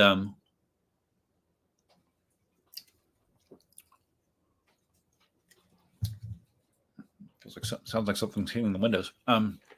He puts out a lot of good videos, and I think some of them have good information. But I also think that he kind of He's kind of like the National Enquirer of EUC channels. Like he likes to titillate a lot, or like give like headlines that don't have a lot of substance to them. So I don't know. I don't know if there's any substance behind this 200-volt wheel thing. I don't know. Maybe Marty knows, but I don't know. Omni wheel. Hey, Duff, Master V4 rims isn't wide, and I think rim walls to be able to do tubeless. Okay. Well, it's wide enough to fit the Michelin Pilot Street 2 80/90 street tire. So I don't know. Oh, so you don't think that the rim is thick enough to do tubeless? Okay. Yeah, I don't know. When I take apart the Master, I will look at it closer. And when I look at it closer, maybe I can get some additional opinions. Marty says, San Francisco weather sucks. Maybe it's nice compared to New Jersey, but not Southern California. When you're retired, traffic is a non-issue. Yes, Marty, I know traffic is a non-issue. Yes, I know. I know. I mean, there are times where it has to be annoying for you, Marty. Like if you want to get somewhere, like say if you want to get to a ride and you're stuck in traffic, I'm sure that's not good. But I'm sure knowing you, you probably plan well in advance and you accommodate for the traffic. I'm sure you would. Stan, would you be interested in organizing a Florida EUC event ride? Short answer, no. No, I have enough things to do, Stan. I really don't.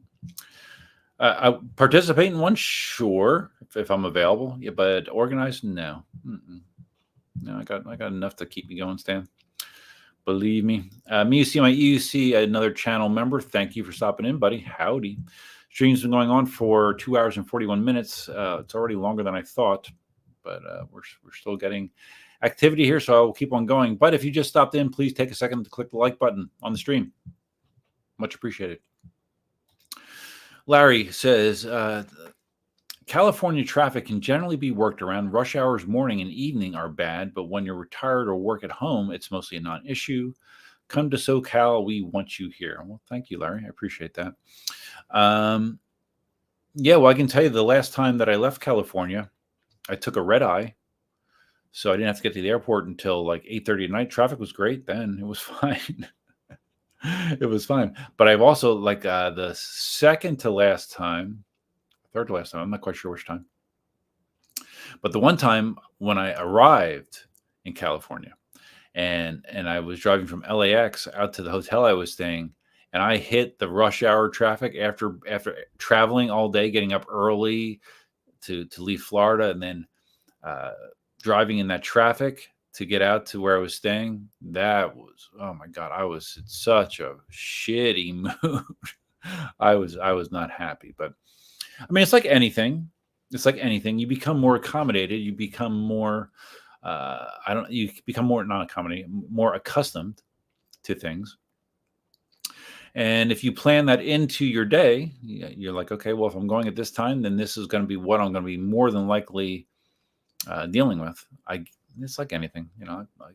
I can deal with it, but it's just not preferred, I guess. Leo says that I should think about moving to Portugal. English is Well, I've never considered that, Leo. Portugal, English is widely spoken, cost of living is low, and health insurance is almost free if compared to the U.S. Well, I heard people say similar things about Costa Rica, Leo. Although there's also other reasons that people like Costa Rica that don't have to do with cost of living necessarily. PJ Wares, California and New York are just too far left for me. Would be like moving to California. Well, I have to tell you, PJ Wares, that although California obviously is overwhelmingly Democratic or liberal or whatever, which I don't really like the labels for. I don't like the cult mentality between different political parties, but I can tell you that most of the people that I deal with in California, people that I'm friends with in California, a lot of them are not as you describe. They're not.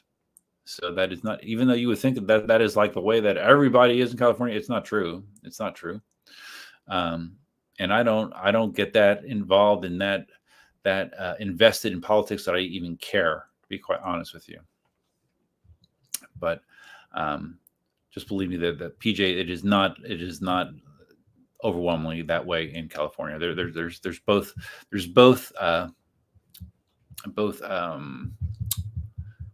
I don't know the right word right now. Maybe getting too tired to come up with the right word, but there's both approaches out there. There's people that embrace it and people that do not embrace it. Leo says, "Oh, you can get wheels easily. What, in Portugal or in Costa Rica?" MUC, my EUC says that Northern California is practically not California. It's just rural for miles and lots of kind people. Okay, well, I'm a fan of kind people. They sometimes they can be hard to find. Omni wheel. Okay, for example, if you do drops off curbs or stairs, the tire can pop over the rim. Just heads up so no future accidents. What are you talking about? What, with a tubeless setup? Okay. Yeah, it makes sense. It makes sense. I would think you would want to be running at a high PSI probably, if you're going to be doing that with a tubeless setup, and a tube setup. Actually, you don't want to bend the rim. Yasaj TV. If you don't mind getting baked, you always have the option of Arizona. I did mention my sister used to live in Arizona and my brother-in-law. Heat-wise, you won't miss Florida. Arizona is close to California. Yeah, well, the last time I was out in California, I mean, it was several days. It was 110 degrees plus, and it was hot. It was hot. Like I'm used to being hot in Florida. I'm used to humidity. I'm used to sweating my ass off. But for whatever reason, when I was in California, when it was that hot, like I could not stay hydrated. Like I was drinking, for me, like nonstop, and I would be working all day, and I could not stop drinking, and I wouldn't have to pee. I mean, it was crazy. I could not stay hydrated. So I don't know why that is, because you would think that sweating is sweating, but yeah, again, it's something that you would adjust to, I guess. But that heat is no joke. It is no joke. Green Master Mike, before the crash, how did you feel about the Master V4 in the rain? Do you think the water had anything to do with the inner tube moving? I do not think the water had anything to do with it. I don't even think that the inner tube moved. That's my feeling. But again, I think potentially because multiple people have said that they had issues with the valve stem hole in those motors being sharp, that could potentially do it. So I don't know. I'll know more. No, the Master was fine. I mean, before that, if you watch the whole video, I'm sure a lot of people just jumped to the crash portion. But the first 15 minutes of the video is me riding mostly in rain and very wet roads, and the wheel was fine, totally fine. Not once did I feel like I had any issues with traction at all. The only issue I had was the mudguard didn't do a great job of blocking water because it felt like it was spraying water up my back. But traction-wise, no, I did not feel like I had any problem at all, and I was going upper 30s in very wet conditions multiple times. MUC, my EUC, you keep more friends not talking politics? Absolutely. I feel the same way about religion as well. I don't like to talk about either of those subjects with people. I really don't. I don't see the advantage of doing that because to me, it's a no-win situation. Because if someone has a viewpoint on that, you expressing your viewpoint, a conflicting viewpoint, you're not going to change their stance. Like I'm not gonna talk to someone that's Jewish and turn them into Catholics, right? I'm not going to talk to someone that's a devout Republican and turn them into a Democrat. So I don't see the win there. Some people just like feel the need to express their opinion, and it makes them feel better, and that's fine for them. But for me, it's energy that I would rather spend elsewhere. To me, it's not productive. So I as a rule, I try to not engage in those conversations. People sometimes try to engage me in them, and I will just kind of be like kind of non-responsive, and they seem to get the hint that it's not a subject that I really want to engage in. Platypus Dreams, Australia is basically a giant California with only 26 million people. Okay, well, it is giant, that's for sure. Marty, in regards to this statement about car tires popping off rims, he says, how often do your car tires pop off the rim? When you hit bumps, it's a non-issue on tubeless EUCs. Yeah, I don't know. Yeah, I can't say, Marty, I've ever heard of that happening on an EUC. The answer, if it's happened on a car, is I've never heard of that either. So, yeah, I don't know. I've never heard of that situation happening on an EUC. I'm not saying it can't happen, but I've never heard of it or seen it documented. Omni-Wheel, glad you're doing okay and got off safe from the accident. Thank you, buddy. So am I. I think the mental impact is probably greater than the physical impact at this point. Larry says the week of 100+ temps in SoCal was not normal. September, we usually get a couple off weeks of heat, but that was absurd. It sure was. It was something else. Yeah. I've experienced 110 degrees before in Arizona. My sister actually got married outdoors. I think it was about 110 degrees. So yeah, that was not fun.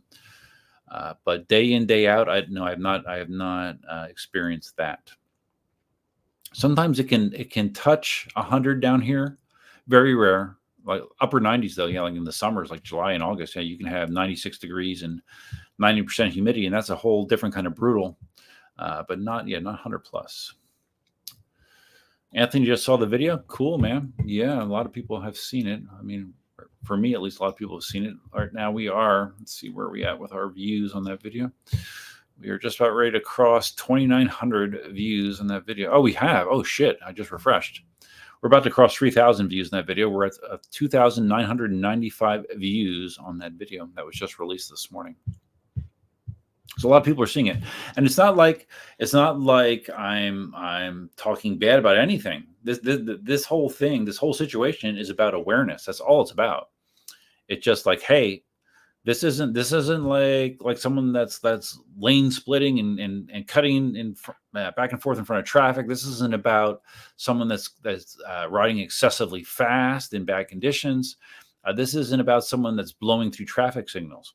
This is someone that, generally speaking, tries to ride in a safe manner, and a situation, an unexpected situation, which potentially is, I don't know, it's my bad, I guess, for not even thinking about this, but a unexpected situation almost led to a very tragic ending. And I think that is the point of this whole video. That's the point of this whole discussion, is taking a second to give pause and to think about the situations that you put yourself into, that you may artificially feel safe, but you really are not if something unexpected happens. And I think I was guilty of just assuming that, I've never had this happen, so it never entered my mind. It's in my mind now, and it probably should be in everybody's mind, I would think. That would be my hope. I'm not saying that everyone needs to change what they're doing, but they do need to be aware, I think, of the potential. George says the best weather in California is Palo Alto or Santa Barbara. Sadly, too expensive. I've been in Santa Barbara during a trip, again with my ex. We drove up to Santa Barbara. Yeah, beautiful. I'm sure it's very expensive. I didn't even bother looking at prices, but yeah, it was beautiful.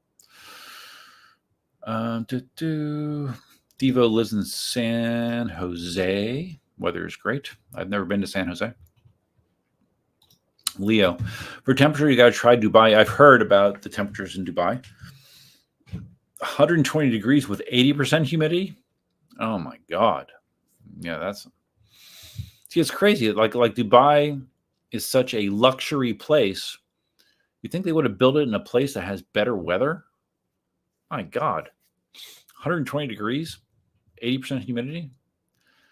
I guess people don't go outside very much in Dubai, huh? George, question is, will you be getting a tire pressure monitor alarm? I don't know. Maybe. I know PidZoom is making one. I never thought about it. I think just changing my habits where I'm checking my air pressure before every ride would probably be sufficient, right? Probably. I don't know. Maybe I don't know. I haven't even looked seriously at the PID Zoom tire pressure monitor, so maybe I don't know. I mean, it can't hurt, right? It couldn't hurt. So, Omni Wheels to Dale. Car rims in a blue moon if it ever happens, but EUC's rims are different. Just saying. Yeah, they are. But again, like Marty said, when have you seen a tubeless tire on an EUC pop off? I haven't. I haven't looked for it, but I haven't heard of it. My EUC talking about political / religious positions. As long as you can agree to disagree, it's all good. It's the people who try to convert you or think you're stupid or evil just because you support one ideology or another. Amen. And unfortunately, that mentality is prevalent and encouraged in present day, right? Your Republicans love to, hardcore Republicans or certain thinking Republicans like to demonize, liberals, libtards, all that kind of stuff. And liberals like to classify, certain Republicans as, racist or, just all kinds of stupid stuff. And all that. And like you said, yeah, trying to convert someone to your way of thinking, I think that is a lose-lose. So I don't participate in it, but a lot of people do. So, but that's, you got to make your own decisions and deal with the consequences. Spartacus agrees. Yep, that is a true statement. Marty says to Omni Wheel, but EUC's rim design for tubeless seems to be good. Okay.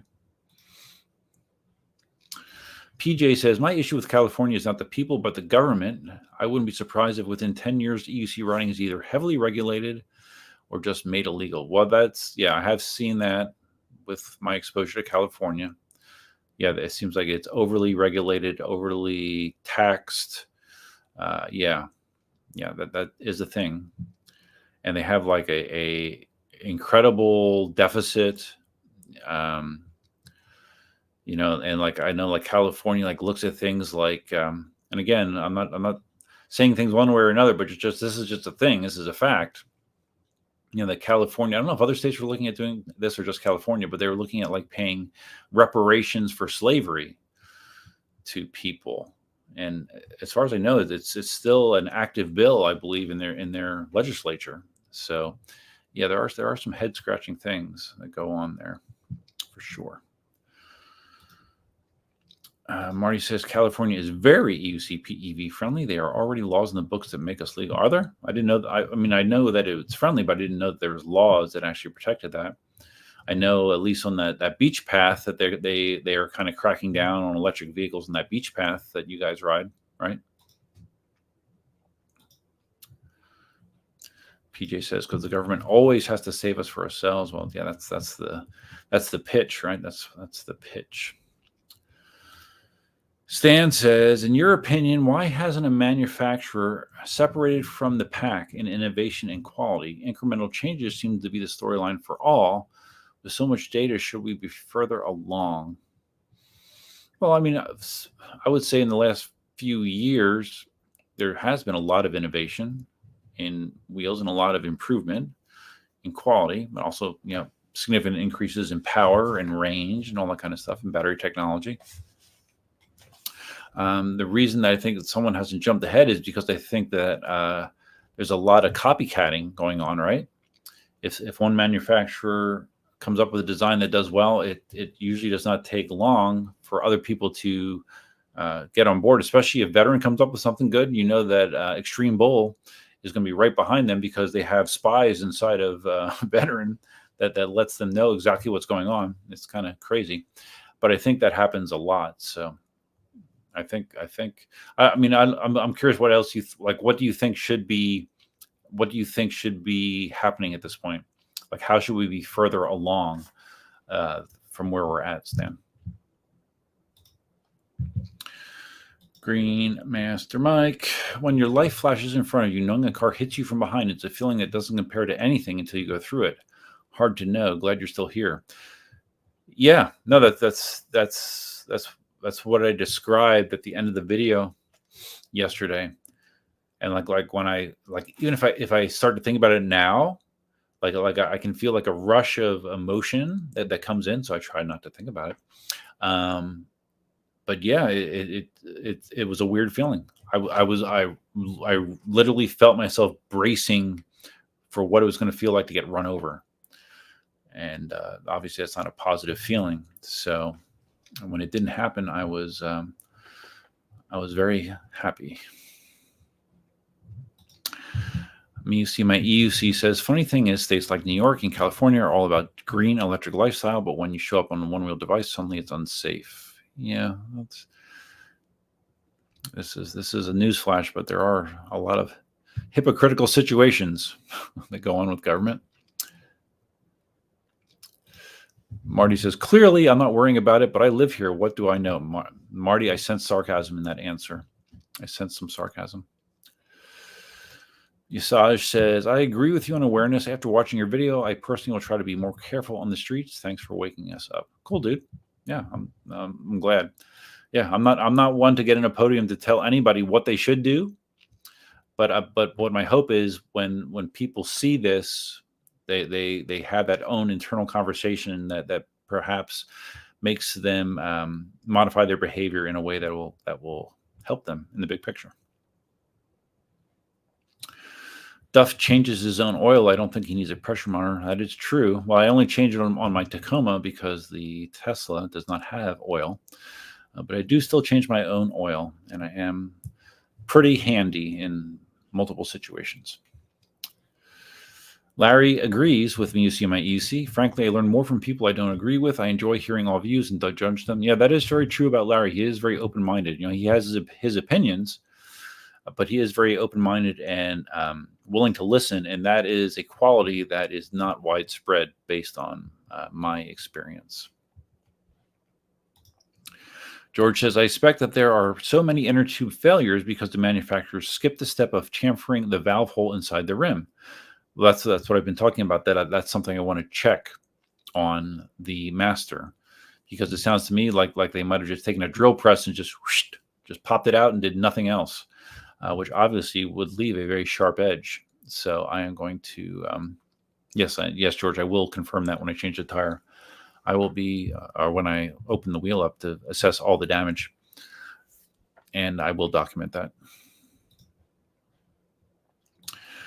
Me, you see on my EUC, I love that EUCs bring everyone together. Muslim, Jewish, Republican, far left, pineapple and pizza. Everything just rides and smiles. Yeah, for the most part. Yeah, I would agree with that statement.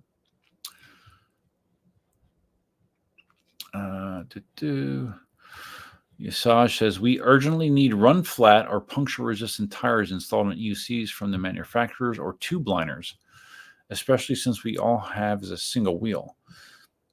Single point of failure. Well, a puncture would not result in what happened to me. Now, like if you somehow got a gash in the tire on the side, yeah, maybe then you would have a rapid air loss. But a puncture would probably be a slow enough deflation that you would realize it and you would be able to get off the wheel safely. Run flat. I don't know. Could you have a run flat EUC tire? I don't know. I don't know if that's viable or not. I don't know. I'm not sure. But it would be. I agree. Like if there was a way to negate the risk of a tire failing, whether it be from a tubeless or tube design, that would be a great thing. That would be a great thing, because then that scenario that I encountered yesterday would no longer be a realistic scenario.